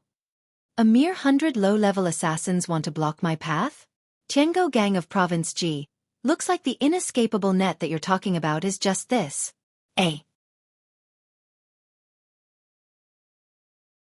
Chapter 2098. It had to be mentioned that Hong Tinyu was indeed smart. If it was someone else, They would rather hire a powerful high-level assassin than use the money to hire a powerful high-level assassin to hire 100 low-level assassins. But Hong Tinyu did the opposite. In fact, although the strength of a high-level assassin was powerful, there was a limit to his strength. 1 chopstick was easy to break, but 10 chopsticks were hard to break. 3 cobblers were better than 1 zhuge liang. These 2 proverbs were the same as how 100 low-level assassins could compete with a high-level assassin. Even Yun Jian had to be on full alert when facing 100 low-level assassins. But, why did she still say such arrogant words after knowing all these? Yun Jian's words were not for anything else, but because she wanted to challenge herself. Perhaps others would think that she, Yun Jian, was powerful enough to reach this stage. But to Yun Jian, her life had just begun. Endlessly challenging the strong, exploding her strength in desperate situations, that was Yun Jian's life goal. What she wanted was to have a fight to the death with those 100 low-level assassins. Sure enough, Hong Tinyu was quickly enraged. He raged. Kill. Set up an inescapable net and kill her. After saying that, more than 10 masked assassins rushed in from outside the door, leading the vanguard to surround Yun Jian in a circle from different angles. Yun Jian pushed Wang Xiaofan away. Surrounded by more than 10 masked assassins, she fearlessly took out 2 butterfly knives from her thighs and held them in her hands. These 2 butterfly knives were given to her by Mu Ying. Holding the 2 butterfly knives in her hands, she gently raised the red arc. Then, let me try and see if you, the 100 low-level assassins, are stronger, or if I am stronger. After her rebirth, she had almost retired from the assassin and agent circle. It had been almost 3 years since she had accepted a mission from the assassin and agent website. Today, the 100 low-level assassins surrounding her reminded her of the past. Seeing Yun Jian holding the 2 butterfly knives in her hands, the low-level assassins who rushed in were slightly stunned. Their pupils constricted, as if they thought of a terrifying person who also used butterfly knives. In spite of it, a dozen low-level assassins charged toward Yun Jian with their weapons in hand. Kill. Kill her. In Hong Tinyu's words. Kill her directly. Under the watchful eyes of the crowd, the assassins held their weapons and rushed towards Yun Jian. Yun Jian, who was supposed to be panicking and looking at the assassins around her, only indifferently turned the butterfly knives so that the blades were below her and held the hilts. More than a dozen assassins came at her from different angles.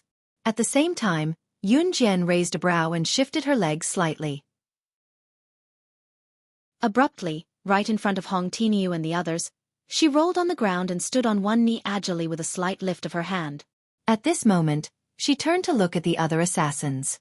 She didn't even look at the position in her hand. The blade of the butterfly knife in her hand had already pierced through the throat of the first low-level assassin who couldn't react in time.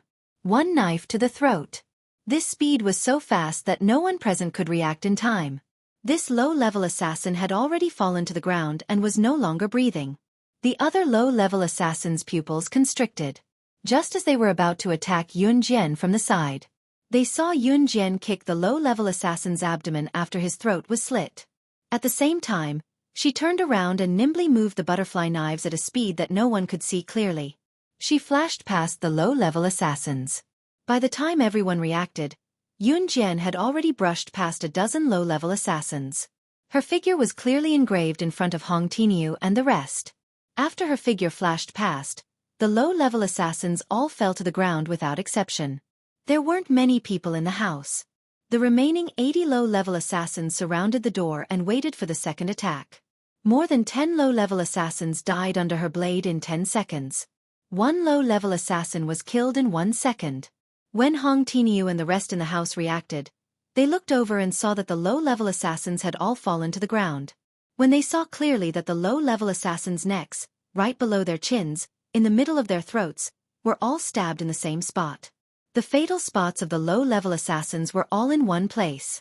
At this moment, Yun Jian was already standing at the door and looking at the 80 low-level assassins standing outside. At the same time, she was stepping on the corpse of a low-level assassin who couldn't react in time. She held the butterfly knife with both hands and looked like an emissary from hell. The blade was so fast that it killed the low-level assassins without a single drop of blood on the blade. When Hong Tinyu and the rest saw this scene, their hearts suddenly tightened. In 10 seconds, she killed more than 10 low-level assassins. Her figure was like a ghost. Her blade was so fast that it didn't even have a single drop of blood on it. Just who was she?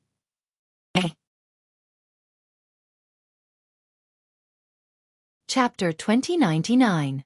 Yun Jian had used less than 10 seconds to finish off the first batch of low-level assassins who had rushed into the house with her butterfly knives. Her speed shocked Hong Tinyu and the rest. Stop! Stop! Stop! I promise you! Hong Tinyu's eyes darted around. Seeing that the situation was not good, he made a prompt decision to stop Yun Jian. The commission for hiring 100 low-level assassins was not cheap. With 10 low-level assassins dead, the Tiango gang had suffered a great loss. If Yun Jian continued to kill, Hong Tinyu was certain that Yun Jian had the ability to kill 100 low-level assassins from the Tiango gang. Then, the Tiango gang would be finished. Such a terrifying woman, she must be the boss of Falcon Hall, Rakshasa. I'll stop just because you ask me to. There's no such thing as a free lunch in this world. Yun Jian held the 2 butterfly knives in her hands and walked towards the 80 low-level assassins as she spoke. However, before Yun Jian walked out of the door, Hong Tinyu made another concession. I'll let you take my wife away. As long as you let go, I, Hong Tinyu, will promise you 3 things in the future. As long as I can do it, I won't go back on my words. I swear on the name of the Tiango gang. Hong Tinyu's words made Yun Jian, who had achieved her goal, put the butterfly knives back into the tight parts of her thighs. Although the people in the underworld were all gangsters, they were the most loyal. Even though they may be distasteful in some ways. Yun Jian heard this and looked at Hong Tinyu from the corner of her eyes. She planned to stop now. Remember what you said. After that, she beckoned Wang Xiaofan to leave with her. Wang Xiaofan was stunned when she left. She did not expect Hong Tinyu to really let go. Although it was good to use the 100 low-level assassins as practice, Yun Jian was not stupid enough to get herself into trouble. Although the Heavenly Dog Gang was beneath her notice, having one more enemy meant that she would have one more person to kick her when she was down one day. When a person was in their prime, they could trample on anyone and treat them like ants. However, there was one thing that they had to remember. If one day they accidentally fell from grace, then the people that they had offended in the past would do everything they could to make them fall into hell. As for you, who is in dire straits, you might not even be able to resist an ant. Not to mention a group of ants. Yun Jian knew this very well, so when she made a move, she either cut the weeds and eliminate the roots to prevent future trouble, or she would stop at a certain point. Seeing that Yun Jian had left with Wang Xiaofan, Song Qing was still thinking about the position of the 3rd elder. Thus, he went to Hong Tinyu's ear and whispered, "Boss, do you want me to send someone to kill her? Bring Madam back." Can you do it? Hong Tinyu pushed Song Qing away. What about Madam? Are we just going to watch Madam return to that destitute countryside? Song Qing asked again. I have my own plans. Hong Tinyu shouted angrily. He kicked the door open and walked out. Yun Jian brought Wang Xiaofan and rushed back to Wuxian Dali village overnight. When Lu Ying and Lu Shi saw that Wang Xiaofan had returned, both of them were stunned. Is it Mom? Sister really brought Mom back? Did we really see Mom? Lu Ying stood there in disbelief. When Wang Xiaofan left, her younger brother Lu Shi was still young. When he saw Wang Xiaofan, blood was thicker than water. Relying on his family, he immediately pounced on her. Mom. After Wang Xiaofan left and her father passed away, Lu Ying, who was only 10 years old, took on the job of supporting the family. When she saw Wang Xiaofan, she was stunned. She stood there in a daze and did not move for a long time. Ying. When Wang Xiaofan saw Lu Ying, tears flowed down her face. She carried her son Lu Shi, walked over, squatted down, and hugged Lu Ying. Then, she cried bitterly. Yun Jian saw this and smiled slightly. Then, she walked out of the door and left some space for her mother and child, who she had not seen for a long time. Just as she stepped out of the door, her phone beeped with a text message. It was from Qin Yiru and the message read, "You're reading this from me. Xiao Jian, come home this weekend. Something happened at home. A." Chapter 2100. Qin Yiru did not mention what had happened in the message. Qin Yiru usually did not send messages. If she could send her a message, it meant that something must have happened at home. Yun Jian typed the word "yes" in the text message editing box on her phone and clicked send. Then, she hid her phone in her trouser pocket and walked to the door. Mommy, it's Mommy. Mommy is really back. Ying is not dreaming, right? Sister said that mommy would definitely come back. Sister did not lie to Ying. Lu Ying's trembling voice rang out. There was a trace of disbelief in her trembling voice, but she could not help but believe it. Even though Yun Jian was standing outside the door, she could feel the trembling that came from the depths of Lu Ying's soul. After her mother left and her father passed away, a teenager took on the responsibility of supporting the family. She had to take care of her sick grandmother and take care of her younger brother to and from school. She even had to work in the fields, raise chickens, ducks, and sheep to support the family. This was indescribable for a child who was still 7 or 8 years away from adulthood. Many people went to university empty-handed and had to ask their parents for money to eat and drink well every day. And for a child from a poor mountain area, she did not even have the right to have a full childhood. After Wang Xiaofan and the 2 children cried and calmed down, they insisted that Yun Jian stay for a few days. However, Yun Jian insisted that she leave that night. Wang Xiaofan took the 2 children and sent Yun Jian on the mountain road for a few hours. She bowed and thanked Yun Jian as she sent Yun Jian out of Wuxia. She almost knelt down to Yun Jian. The moment Yun Jian left, Lu Ying looked at her and suddenly asked, "What's the matter? Sister, will you come again in the future?" Although she had only spent a few days with Yun Jian had found the most important mother in her life. To Lu Ying, Yun Jian was different. Maybe. Yun Jian did not give a definite answer. If big sister can't find me, I'll find big sister in the future. The teacher said that as long as I study hard, I can leave Wuxia and study in a big city. Sister, I will study hard. Lu Ying seemed to have made up her mind. She shouted at Yun Jian. Yes. Yun Jian nodded. Then she left Wuxia. The next morning was Friday. The weather on Friday was very hazy. Dark clouds covered the sky, and the wind was a little strong. After December, the weather was gradually approaching winter. In this kind of weather, it seemed as if it would drizzle at any time. In winter, there was rarely thunder. Yun Jian wore a pure white down jacket, which made her complexion look just right. After checking the results of the martial arts club members' training in the morning, Yun Jian took the bus back to Longmen City. On the way back, he returned with Liang Xiaomin. Liang Xiaomin, the daughter of a rich family, was ordered by her father to take the bus home in the future. Perhaps it was because she had gone to the poor mountainous area. Liang Xiaomin's spoiled temper was much toned down. Just as she parted ways with Liang Xiaomin at the station and returned home, Yun Jian saw Qin Yiru with a white mourning cloth tied around her head and another piece of mourning cloth tied around her hand. Yun Yi was sitting beside her. Yun Yi was dressed similarly to Qin Yiru, but the difference was that Yun Yi had a white mourning dress draped over her. "Xiao Jian, you're back?" Qin Yiru asked tiredly when she saw Yun Jian. Mom, what's wrong?" Yun Jian asked. "Your grandmother passed away. She took a stab for your biological father," Qin Yiru explained. Wearing mourning clothes meant that someone in the family had passed away. Her grandmother was Lu Lanhua and her biological father was Yun Gang. Yun Jian did not feel anything when she heard that. Qin Yiru came over and told Yun Jian earnestly, "Even if she didn't treat us well, she shouldn't have passed away. No matter how bad she was to us when she was alive, it's reasonable for us to send her off. Xiao Yi and I went to the crematorium today and we'll bury her tomorrow. Xiao Jian, you should go too. She wasn't your biological grandmother, but we were born in the countryside. You'll be laughed at if you don't go."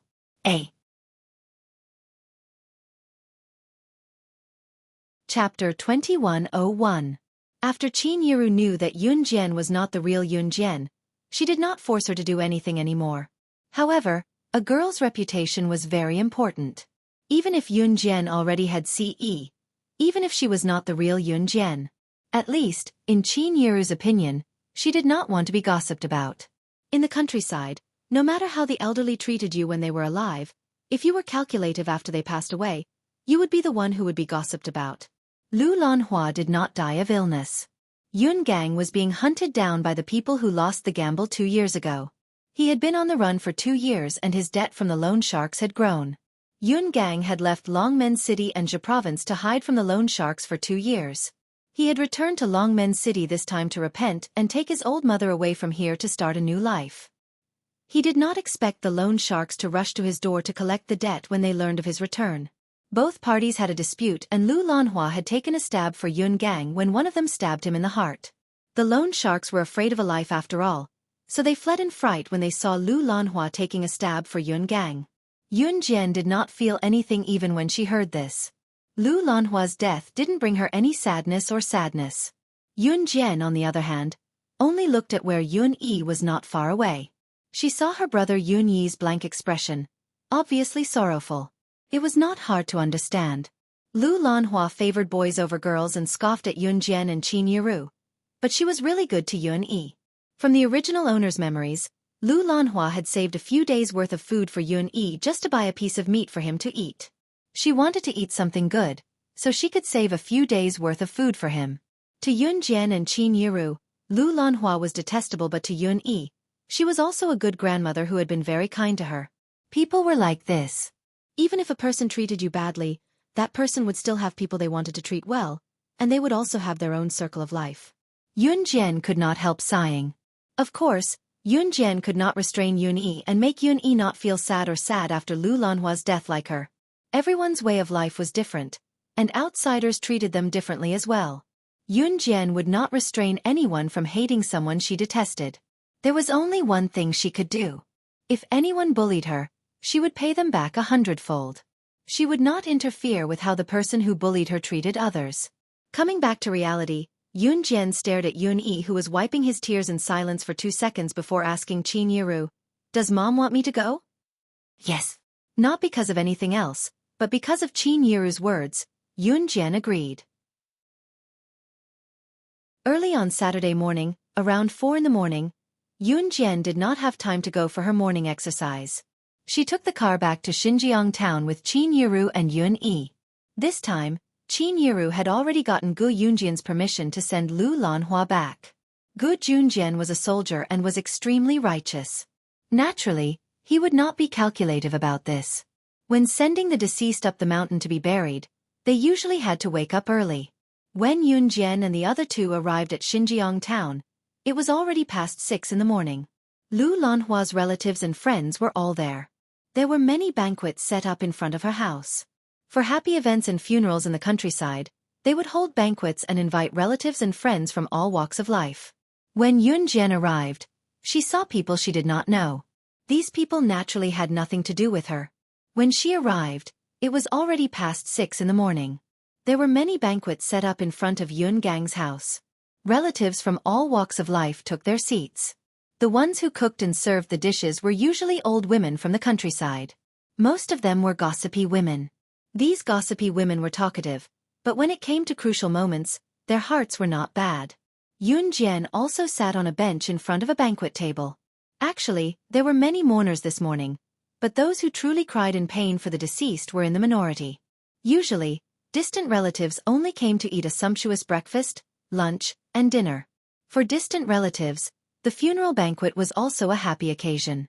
When Yun Jian sat down, some of the distant relatives around them noticed Qin Yiru's arrival. "Isn't this Yun Gang's ex-wife Yiru? Why are you here?" A balding middle-aged man looked at Qin Yiru and asked. There was no hint of sadness from Lu Lanhua's death on his face. "She's the child's grandmother after all. I brought the child here to remember her," explained Qin Yiru, who was genuinely saddened by Lu Lanhua's death. "Oh!" The balding middle-aged man nodded. A middle-aged woman sitting next to the balding middle-aged man glanced at Yun Jian, then asked Qin Yiru, "Sister, this is your daughter. I remember her name is Yun Jian, right?" Then, without waiting for Qin Yiru's reply, the middle-aged woman turned to Yun Jian and asked, "Daughter, why aren't you sad about your grandmother's death?" Once the middle-aged woman asked, the people around them turned to look. However, Yun Jian lifted her head slightly. Her cold eyes moved as she replied indifferently, "Why should I be sad?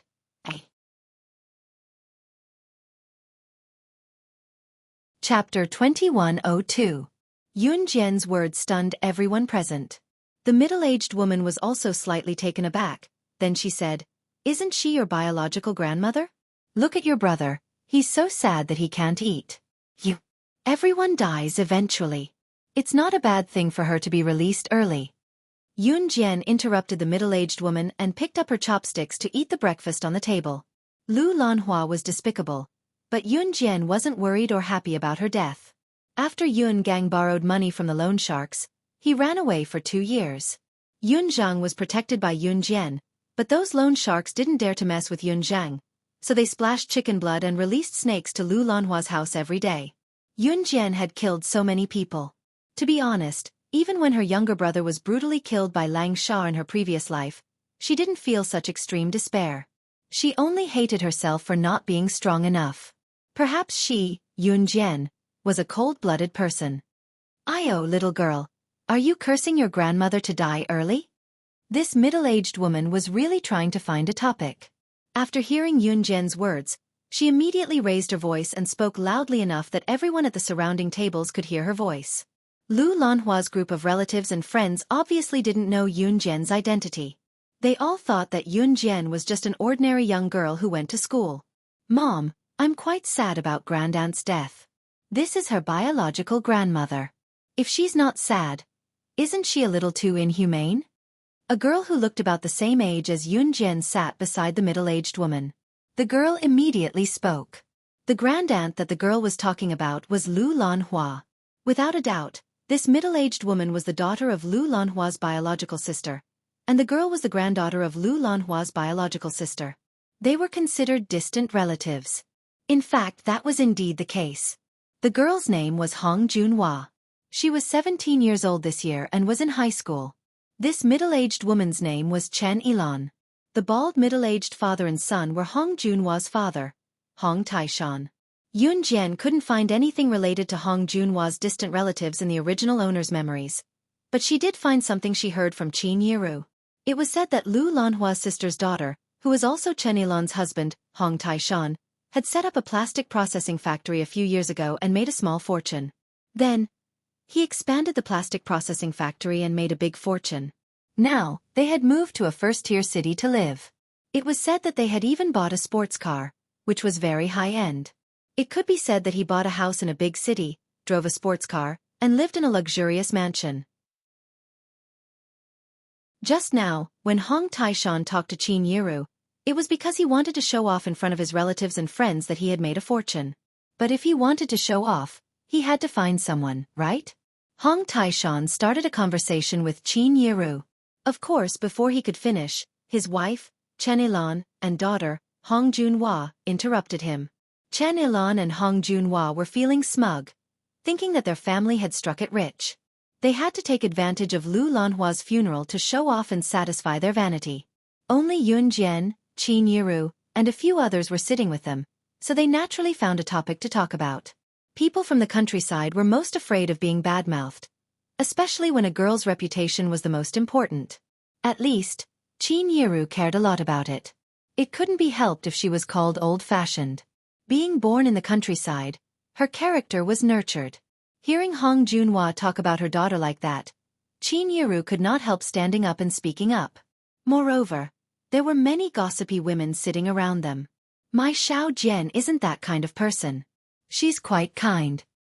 Then she's inhumane. She doesn't know how to be sad when her grandmother passes away." Hong Junhua cut her off with the tone she used in school, which she used to speak in a foreign tone to her classmates. As she spoke, Hong Junhua was smug, thinking that she was different from the country bumpkins around her. She went to a high school in a big city. What she said was not on the same level as the country bumpkins around her. Just as Hong Junhua finished her smug declaration, Yun Jian had the last mouthful of porridge and put the bowl down. Pressing her lips together, there was not a hint of emotion in her eyes as she spoke coldly. "You're right. You're not the only one who said that I'm inhumane, but you're the only one who's still alive after saying so.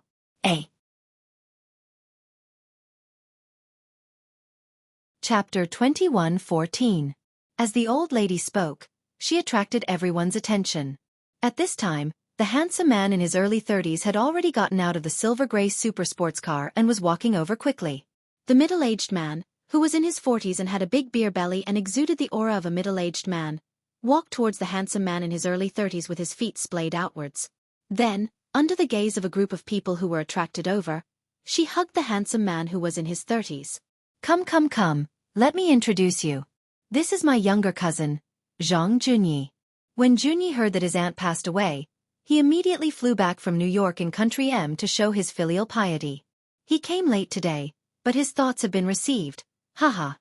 The middle-aged man chuckled as he introduced the handsome man who was in his early 30s to the crowd. Zhang Junyi was of the same generation as Qin Yiru and the middle-aged man. However, Zhang Junyi's mother gave birth to him later, so he was more than 10 years older than Qin Yiru and the middle-aged man. Zhang Junyi's mother and Yun Zhong were biological siblings, so they could be considered close relatives. However, Zhang Junyi's relationship with the Yun family wasn't particularly good, so he rarely came back. At least, in Yun Jian's memories, there was no memory of this person. However, Zhang Junyi and the original owner were technically related by blood, so they could be considered distant relatives. After the middle-aged man finished speaking, someone immediately stood up and asked him, "Little Zhang, is this your younger cousin, the great scientist who made a fortune?" When they heard that Zhang Junyi had made a fortune and that he had gotten out of a silver-gray supercar, the crowd became excited. This silver-gray supercar was obviously more high-end than Chen Yilan's and Hong Taishan's, so the crowd quickly became excited. Zhang Junyi's supercar was comparable to Yun Jian's Ferrari in terms of appearance. It was hard to tell which car was more expensive. Those who didn't know the industry could only estimate the value of a car based on its appearance. That's right. This kid is extremely rich now. He deals with international business tycoons and peers all day long. Now, he's settled in New York of Country M and even bought an apartment in New York. His net worth is at least tens of millions. The middle-aged man proudly put his arm around Zhang Junyi's shoulder and helped him brag. Zhang Junyi himself didn't look too smug. Hearing the middle-aged man's words, the surrounding people were stunned again, and they even let out, oh, sounds of surprise.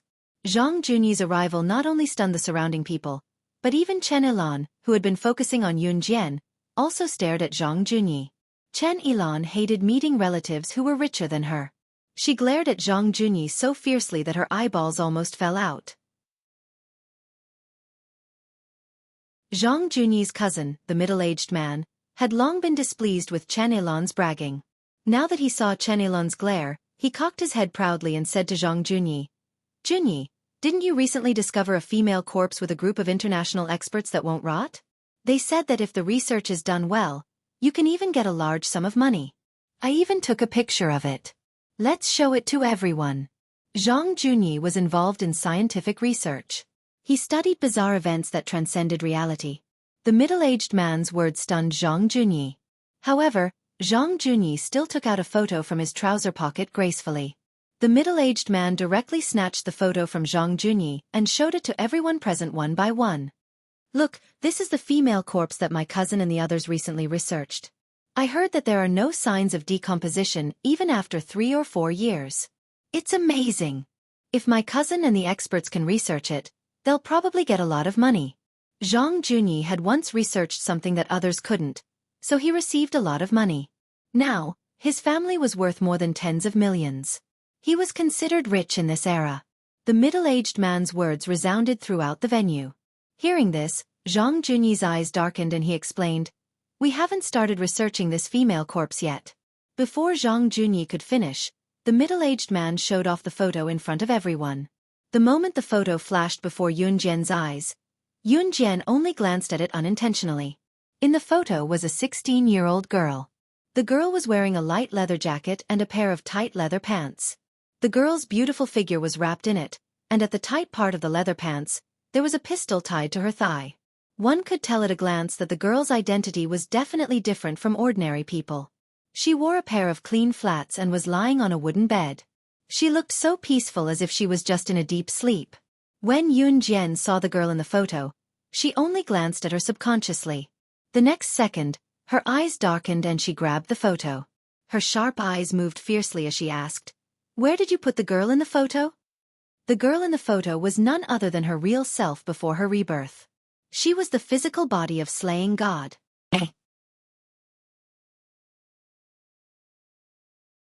Chapter 21:15. Yun Jian had sent people to look for her physical body more than once, but it was as if she had disappeared from the world in her previous life. There was no news of her at all. Who would have thought that they would find her body in her previous life here? Zhang Junyi was an international scientific researcher. Although he was only in his 30s, Zhang Junyi's grades were quite good when he was in school. Later he was recommended to study abroad, and he slowly climbed to where he was today. Moreover, he was considered young and promising in this group of people. He was only in his early 30s, but Zhang Junyi had already researched many things that others could not research in their lifetime. In the field of scientific research, if you researched or discovered something new that had a huge impact on a country or even the whole world, then the reward for such a discovery would be enough to provide for you for the rest of your life. Of course, only outstanding people could research or discover new things. Zhang Junyi's brain allowed him to discover many things, and that was how he became rich. Therefore, Zhang Junyi's relatives and friends respectfully called him a great scientist. As for the female corpse in the photo, it was found by someone. When it was found, the female corpse was still lying quietly on the ground. Her cheeks were rosy, and her skin was glossy and elastic. She looked as if she was just in a deep sleep. The person who found the corpse called the female corpse a few times, but there was no response. Therefore, he reached out to check if the female corpse was breathing. In the end, he found that the female corpse was already dead. He was so scared that he quickly called the police. When the person who performed the autopsy came over, he was surprised to find that the female corpse had not decomposed even though she had been dead for 3 to 4 years. Other than the fact that her heart and brain had stopped working, there were no signs of death at all. Normal corpses would start to decompose in less than half a month after death. However, this female corpse had been dead for 3 to 4 years, and there were no signs of decomposition at all. Moreover, the female corpse was not sealed in a huge instrument that would not decompose. In other words, this was a rather bizarre incident. Therefore, in order to ensure the integrity of the corpse, the experts placed the corpse in a tomb that had just been excavated not long ago and guarded it closely. They also prepared to let the researchers gradually study the female corpse in detail in the near future. Ever since the female corpse was found, it had not been studied yet. When Zhang Junyi's cousin found out about this, the middle-aged man wanted to use this matter to show off in front of his relatives and friends. He instantly mentioned that if this research was successful, his cousin would really make a fortune. Therefore, the middle-aged man boasted in front of everyone. After all, they were surrounded by a group of ignorant country bumpkins. It would be best if they were shocked by his boasting. What the middle-aged man did not expect, however, was that Yun Jian would snatch the photo from him and ask where the person in the photo was placed when he was bragging about it. The middle-aged man was stunned. He reached out to grab the photo from Yun Jian's hand and muttered, "Little girl, what do you know? This is a place that only researchers can enter. Only great scientists like my cousin can enter. Even if you ask, you won't be able to enter. Hurry up and take the photos back." The middle-aged man rolled his eyes in his heart and thought to himself, "Children these days are really nosy." He just wanted to show off his cousin, Zhang Junyi, in front of his friends and relatives. Who would have thought that a little girl like Yun Jian would join in on the fun? The middle-aged man wanted to forcibly take the photo back from Yun Jian's hand, but Yun Jian moved sideways and avoided the middle-aged man's attempt to take the photo back from her hand. Yun Jian turned sideways and looked at Zhang Junyi from the corner of her eyes in front of everyone. Her sharp black eyes sized up Zhang Junyi, and she repeated her words, word by word. "Tell me, where is the girl in the photo?" A. Chapter 21:16. Looking at Yun Jian's focused gaze, the people around them blinked. Qin Yiru was serving the dishes while Yun Yi and Qing Yu were not around. Zhang Junyi, who received Yun Jian's gaze, could not help turning to study Yun Jian. This girl's gaze was so sharp. This made Zhang Junyi, who did not take Yun Jian seriously, look at Yun Jian. Just as Zhang Junyi was about to answer, Chen Ilan, who was already at odds with Yun Jian, chuckled in a strange tone. "Yo, hee hee, pretending to know when you don't? I've never seen a girl like you before. Just because you're young, you scolded my daughter, hee hee. You even said that my family's car has low specs, making you look so high and mighty. Now you're poking your nose into other people's research. Why do you always have a part in everything?" Chen Ilan, who spoke, rolled her eyes at Yun Jian in what she thought was a flirtatious manner. However, Yun Jian did not mind. She only stared at Zhang Junyi with her gaze that was as sharp as a sword, waiting for his reply. "Junyi, this girl must be out of her mind. Don't bother about her. Just give this photo to her. Come, let's have dinner and drink while we chat." Seeing that Yun Jian did not listen to him, The middle-aged man felt embarrassed. He waved at Zhang Junyi as he spoke, wanting to lead Zhang Junyi to one of the banquet tables that had been set up. In Marilena's tomb in Country M, Zhang Junyi did not listen to the middle-aged man or Chen Yilan. He narrowed his eyes and spoke to Yun Jian after the middle-aged man finished speaking. This little girl attracted his attention. Thank you, Yun Jian retracted her gaze and thanked Zhang Junyi before turning to leave. The moment she turned her back to Zhang Junyi, Yun Jian's eyes flashed with an imperceptible light. What a strange girl. Zhang Junyi shook his head and laughed as he watched Yun Jian walk away. After dinner, everyone returned home. Only a few of Lu Lanhua's closest relatives were still there. After all, Yun Yi had feelings for Lu Lanhua. To Yun Yi, Lu Lanhua was his irreplaceable grandmother. Although he was disgusted by how Lu Lanhua had treated his mother and sister when she was alive. In the evening, Lu Lanhua's closest relatives went up the mountain to light a lantern for her. In the words of the village's superstitions, it was to prevent the deceased from feeling afraid because of the darkness on the mountain on the first night of her burial. Yun Jian waited for Yun Yi and Qin Yiru to be done before they drove back to Longmen City. It was already 7:30 in the evening. Not long after they drove out of Xinjiang town, there was a traffic jam. It was not really a traffic jam. It was the car of Chen Yilan's family, who had been unhappy with Yun Jian since the morning, collided with another car. It was not that serious. It was just the collision of the two cars that scraped against each other and scraped off some paint on the car.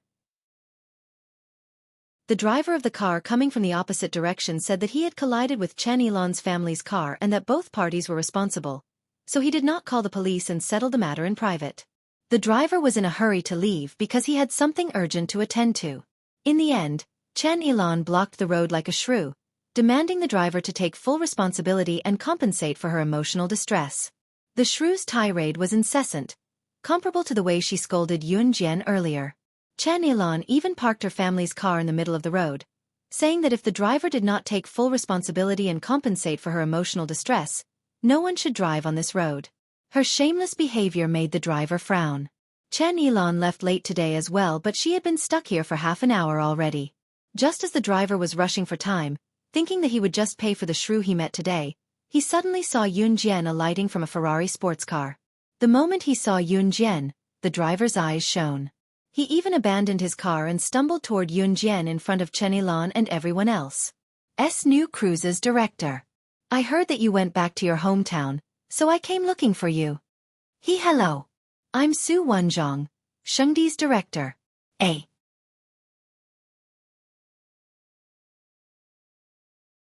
Chapter 21:17. New Cruise's director. Chen Yilan put her hands on her waist. She was quite fat and didn't look very good. Her nose was very big, and her nostrils were so big that they were about the size of an adult's finger. Her nose was flat, her face was round, and her face was full of wrinkles. However, she was wearing lipstick and foundation that made her look like a young girl. New Cruise's director. The driver who had just collided with her sports car had actually rushed over and addressed Yun Jian as New Cruise's director. He had even used such a respectful tone. Chen Yilan was dumbfounded. She stared blankly at the scene before her. Yun Jian. This girl who was about the same age as her daughter, Hong Junhua, and whom she had not treated with respect before, was actually the internationally renowned director of New Cruise.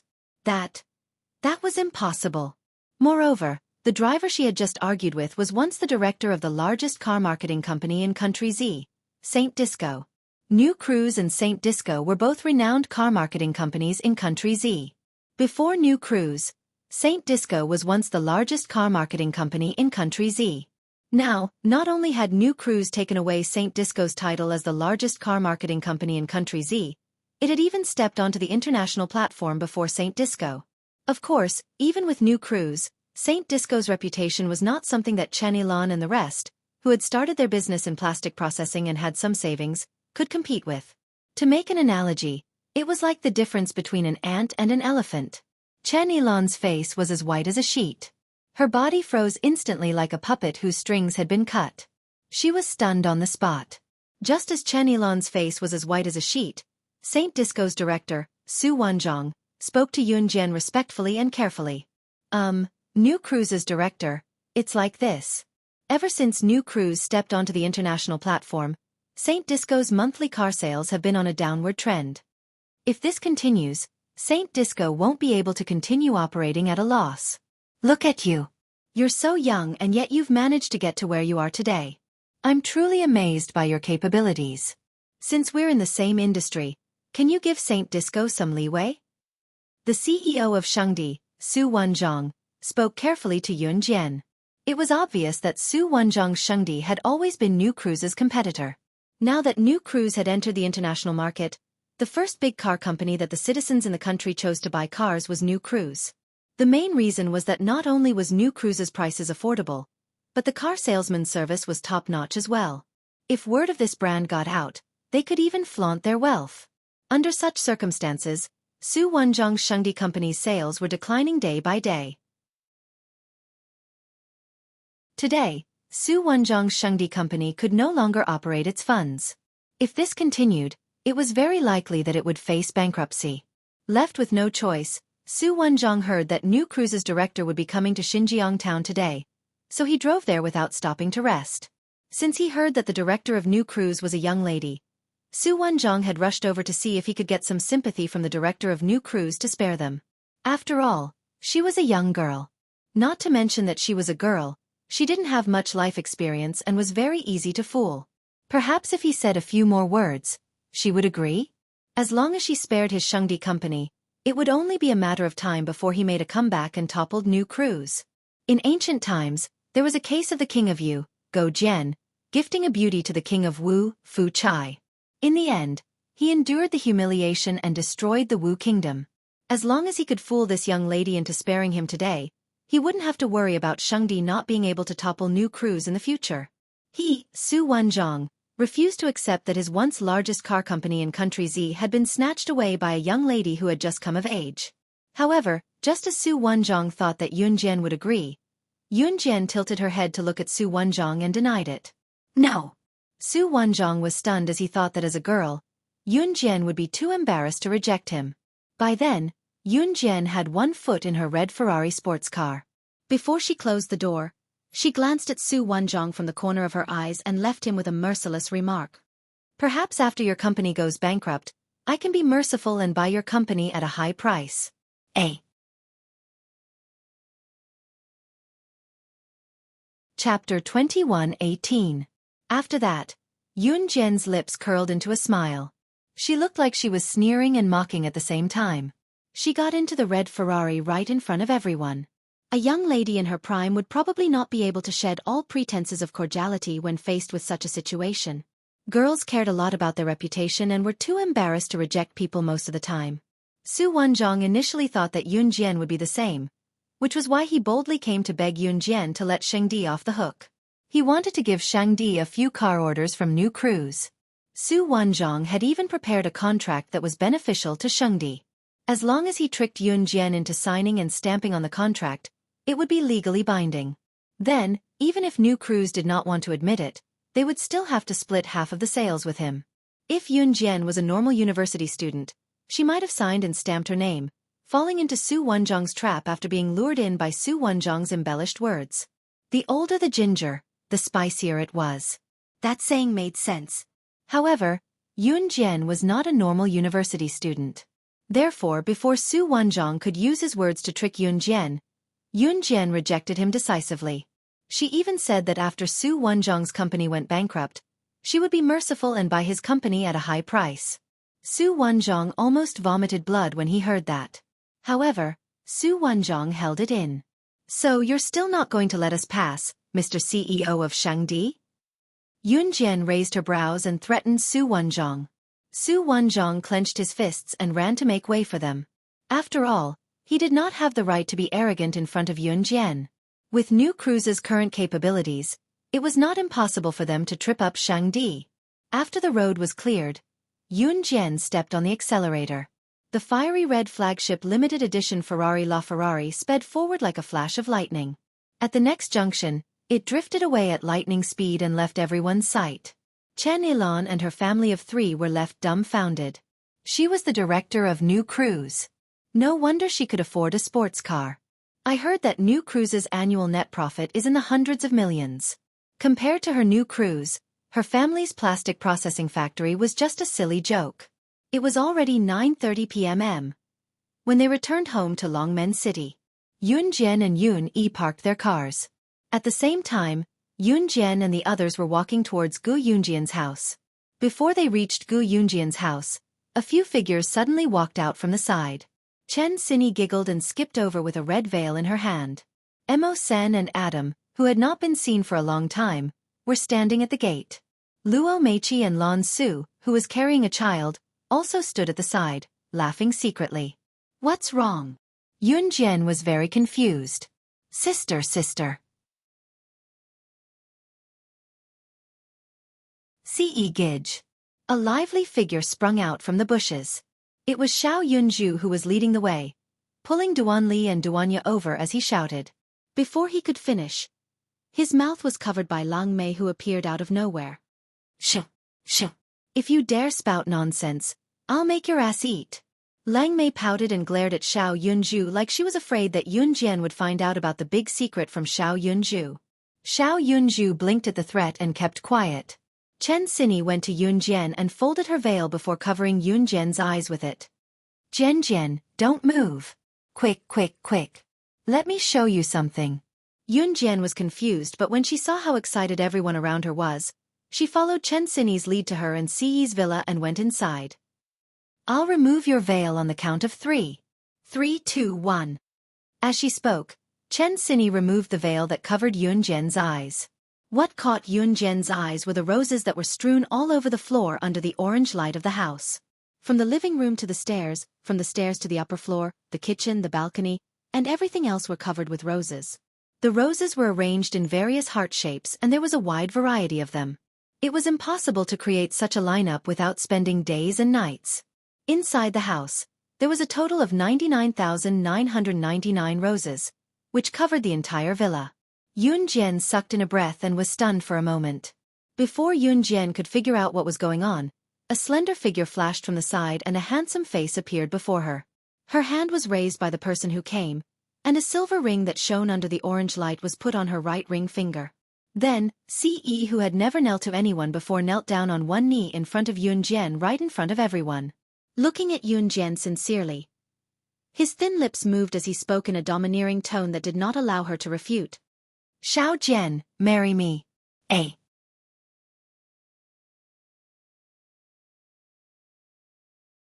Chapter 21:19. There was a hint of anticipation on Ce's chiseled face. After he put the ring on Yun Jian's right ring finger domineeringly, he knelt down on one knee in front of Yun Jian in front of everyone. Chen Xinyi, Lan Su, Luo Mei, Lang Mei, and Qingyu almost clapped and cheered at his action. Mo Sen, Adam, and Zhang Xiaofan, Ling Chen, and a few other men who were present with Chen Xinyi were not as enthusiastic as the women, but all of them had meaningful looks on their faces. This chapter is not authorized and cannot be read in green at the moment. If you support the author, please go to the official website to pay for your reading.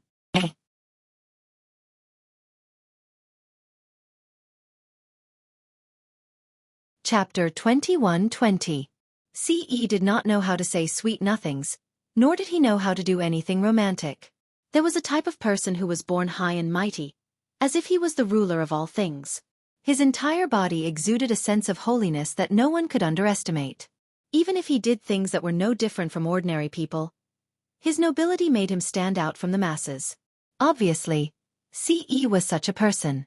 He had always been high and mighty, and even disdained to speak to others. This chapter is not authorized and cannot be read in green for the time being. If you support the author, please go to the official website to pay for reading.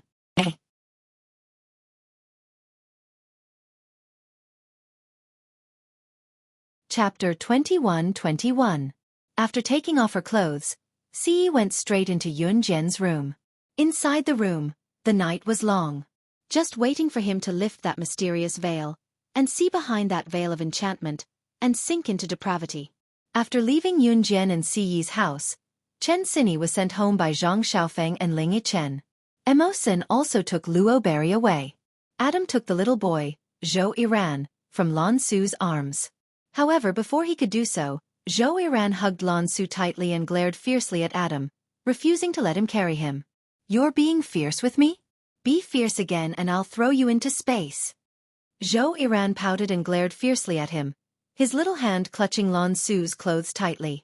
That little hand faintly touched Lan Su's chest.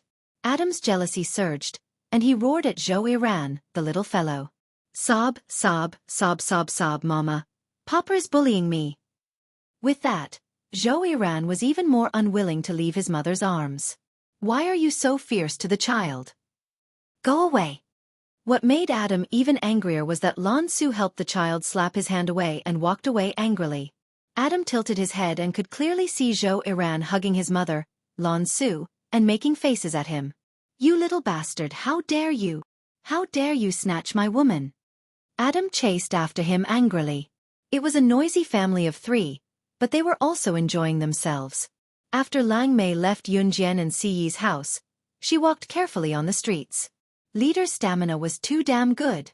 She was having fun day and night and her stamina couldn't take it anymore. If this continued, the one who would have a kidney deficiency wouldn't be the leader, but her. Lang Mei, where are you going? Lang Mei was about to leave carefully when Ruo Yin's voice came from behind. Ruo Yin was the spear god who was known as the sharpshooter in the Blood Doll organization. At the same time, Ruo Yin and Lang Mei, who was known as the #1 expert under the Blood Doll leader, were competing for the top spot. Ugh! Lang Mei saw that Ruo Yin had discovered her escape. She looked left and right, then rushed towards Ruo Yin and covered her mouth. Shh. Don't talk. I'm telling you, I'm running away. I'll come back later. Therefore, the position of Blood Doll's #1 expert is temporarily given to you. Take it if you want. Lang Mei's words stunned Ruo Yin. You want to escape again? Where are you going? Ruo Yin blinked and asked. Even if I have to go to the ends of the earth, I will go wherever there is no leader. If she didn't escape now, her old waist would break. Lang Mei said solemnly. With that, Lang Mei released her hand that was covering Ruo Yin's mouth. She waved at Ruo Yin and was about to walk forward, leaving behind a cool sentence. Then bye-bye. I'm leaving. Don't miss me. I'm just a legend. As soon as she said the word legend, a steady male voice sounded behind Lang Mei. Leaving? Where are you going? After hearing the steady male voice, Lang Mei was so scared that she trembled. She turned around slowly and stiffly. She forced a bitter smile. Hey, what a coincidence. Leader, why are you here too? Not far away, there was a man dressed in black from head to toe and wearing a black hoodie. Under the hoodie was a very young but frighteningly pale handsome face. It was late at night. Di Lin suddenly stood behind Lang Mei, giving off the feeling that he was a messenger of the night. What a coincidence. Di Lin's handsome face, which was almost pale, moved slightly. Unknowingly, Di Lin had already grabbed Lang Mei's hand. Ruo Yin gave Lang Mei a take-care expression and slipped away. Hey, throwing you. Lang Mei saw this and was about to scold Ruo Yin for being unkind. But Di Lin had already grabbed her hand and was walking towards the hotel. As your punishment for running away, you are not allowed to get out of bed for the next month. A.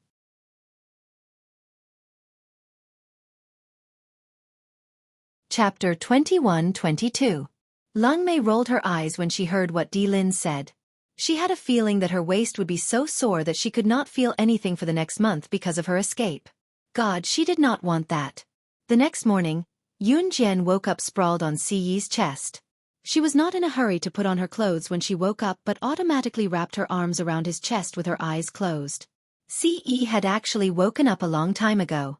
When he felt his Yun Jian sleeping so soundly with her arms wrapped around his chest, he did not move, afraid that he would disturb her sleep. They slept until 8 in the morning and Yun Jian did not even go for her morning run. When they woke up, it was just in time for breakfast. Yun Jian stayed at home for the next 2 days with Ci. Occasionally, Xiao Yunju would bring Duanli and Duanya over to play with Yun Jian and Ci. However, Xiao Yunju, Duanli, and Duanya had made a group of friends recently, so they would go out when it was time for them to play. Children were innocent and naive, but also very cute. Yun Jian treated Ci as her man now, the kind where they did not hide anything from each other. Therefore, Yun Jian told Ci about the discovery of her body in her past life. Ci frowned when he heard that. After all, It was Yunjian's body in her past life. They had not started researching it yet. It would be inappropriate if the researchers were to study her body. Who would want their body to be touched here and there? It was fortunate that they had not started researching it yet. It was Xiao Jian's original body after all. I'll send someone to get her back, Ce said. No, I'll do it myself. I won't publicize it if I can, Yunjian said. Ce would never reject Yunjian's decision. After staying at home with Ce for 2 days, Ce returned to an Hun organization while Yunjian returned to the University of Rivertown. On the long-distance bus back to Jiang City, Liang Xiaomin, who was traveling with Yunjian, had a bitter expression on her face. She looked as if she had a lot on her mind. Halfway through the car ride, Liang Xiaomin asked Yunjian, "Yunjian, tell me, if a guy says he likes you but plays around with other guys and girls every day, what do you think?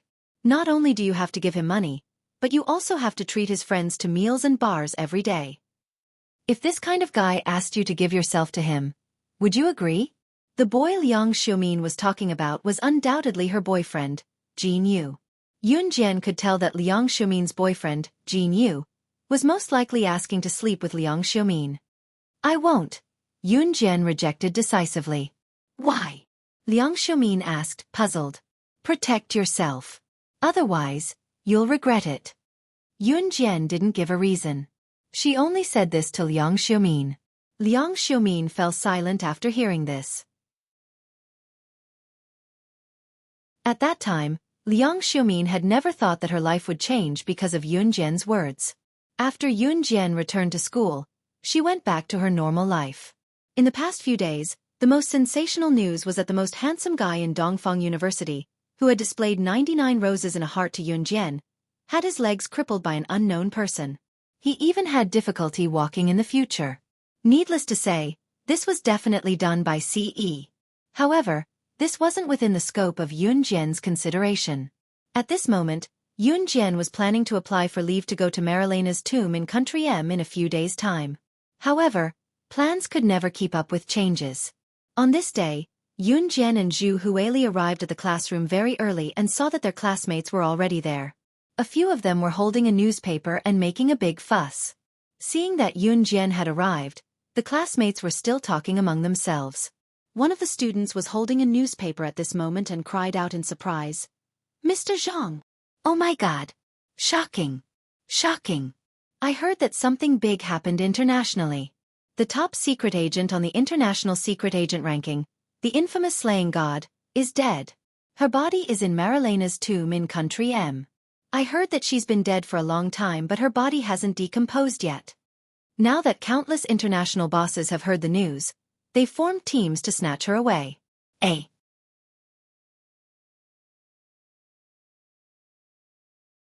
Chapter 21-23. I heard that the news was leaked by someone. I wonder if it's true. Shocking. It's too shocking." According to the newspaper, after hearing the news, all the top people in the world rushed to Marilena's grave before they even had the time to think about the authenticity of the news. Slaying God, the #1 international secret agent ranking, is just too awesome. It's just a rumor, but it's not confirmed that it's slaying God. This chapter is not authorized and cannot be read in green for the time being. If you support the author, please go to the official website to pay for it.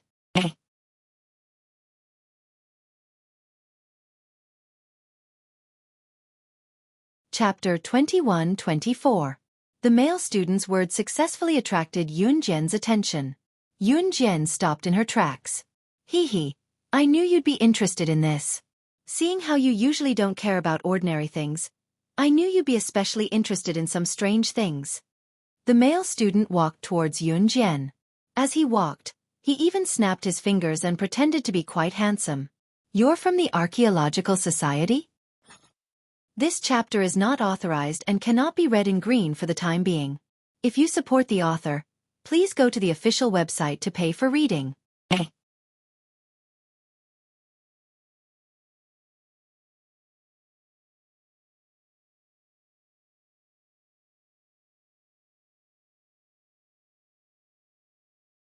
"7 meters tall, with a pair of slender legs.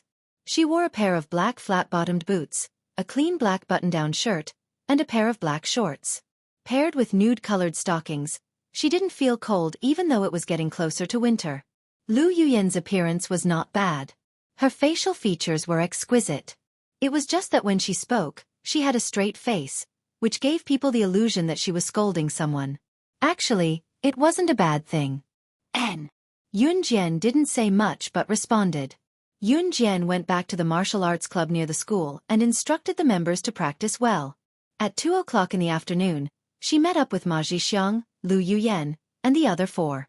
The group boarded the bus to the airport. After taking the plane to Country M, they transferred to a small village in Country M. The small village in Country M wasn't poor. Country M wasn't as big as Country Z, and its population was far less than Country Z. In addition, Country M's economy was developing faster. Therefore, the village here had been developing very well since 2002. Ma Zhixiang rented a taxi, which took them to the small village. "Shall we find a place to rest today?" Ma Zhixiang said. They still needed to find out where Marilena's tomb was. It was everyone's first time coming to this small village in Country M, so they naturally didn't know the way. Yun Jian and the others nodded in agreement. By the way, if any of you have good English and can communicate normally with the people in Country M, go and ask the passers-by where Marilena's tomb is. We'll find a place to rest nearby. In the group, a fat and short boy spoke up. Yuyan's English is good. Let her go. Yuyan was the one who translated the taxi just now, a girl with 2 ponytails said. I learned it from the English school. I really don't know how to ask for directions. Lu Yuyan wasn't proud and said bluntly. Then what should we do? The girl with 2 ponytails shook her head and frowned. Just when everyone didn't know what to do, a beautiful voice sounded, I'll go.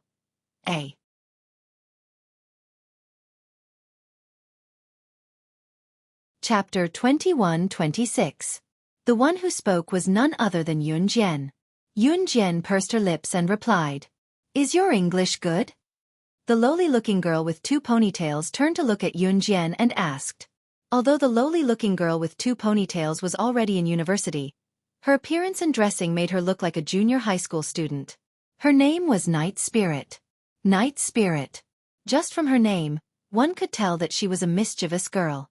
Night Spirit was actually 19 years old, but judging from her appearance, people would believe that she was only 14 or 15 years old. I can communicate normally with Americans, Yun Jian explained. That's amazing. The fat boy next to her was called Guidong Yang. He gave Yun Jian a thumbs up. As for the 5 people other than Yun Jian, the boy who had never spoken was nearly 1.9 meters tall. His body was quite strong, and his strong muscles could be seen from his clothes. This boy's name was Ling Feng. He did not like to talk much and looked rather mature. He was only in his early 20s, but he looked like a mature man in his 30s. Ma Zhixiang and the other 4 did not doubt Yun Jian's words at all. Since they had agreed to let Yun Jian come with them, then in their hearts, they had already treated Yun Jian as one of their own. Soon, with Yun Jian asking for directions, the 6 of them found a hotel closest to Marilena's tomb. Marilena's tomb was nearby, but it was still a 2-hour journey on the mountain road from the village. The mountain path was rugged, so it was usually done in groups of several people. There were no exceptions. This was because if you did not go in groups, the villagers would not allow foreigners to go to Marilena's tomb. After resting for a day, Yun Jian and the others went to Marilena's tomb with teams from various countries early the next morning. Other than Yun Jian's team, the other teams were basically made up of foreigners. However, what was rather surprising was that one of the teams was also from Country Z. Looking at the age of the members of that team, they were also in their 20s. Like Ma Zhixiang and the others, they were probably from an archaeology school. However, those people looked quite cold. When they were walking on the mountain road, Ma Zhixiang kindly handed the oranges he brought to them and asked if they wanted to eat them. In the end, that person directly slapped the oranges Ma Zhixiang gave him to the ground. Ma Zhixiang looked embarrassed, and then the 2 parties ignored each other. Yun Jian did not pay attention to these things. The group continued forward. The mountain road was rugged and even steep in some places. When they reached a fork in the road, they were about to go to the other road. The owner of the inn gave him a map. This fork in the road was the closest route to Marilena's tomb.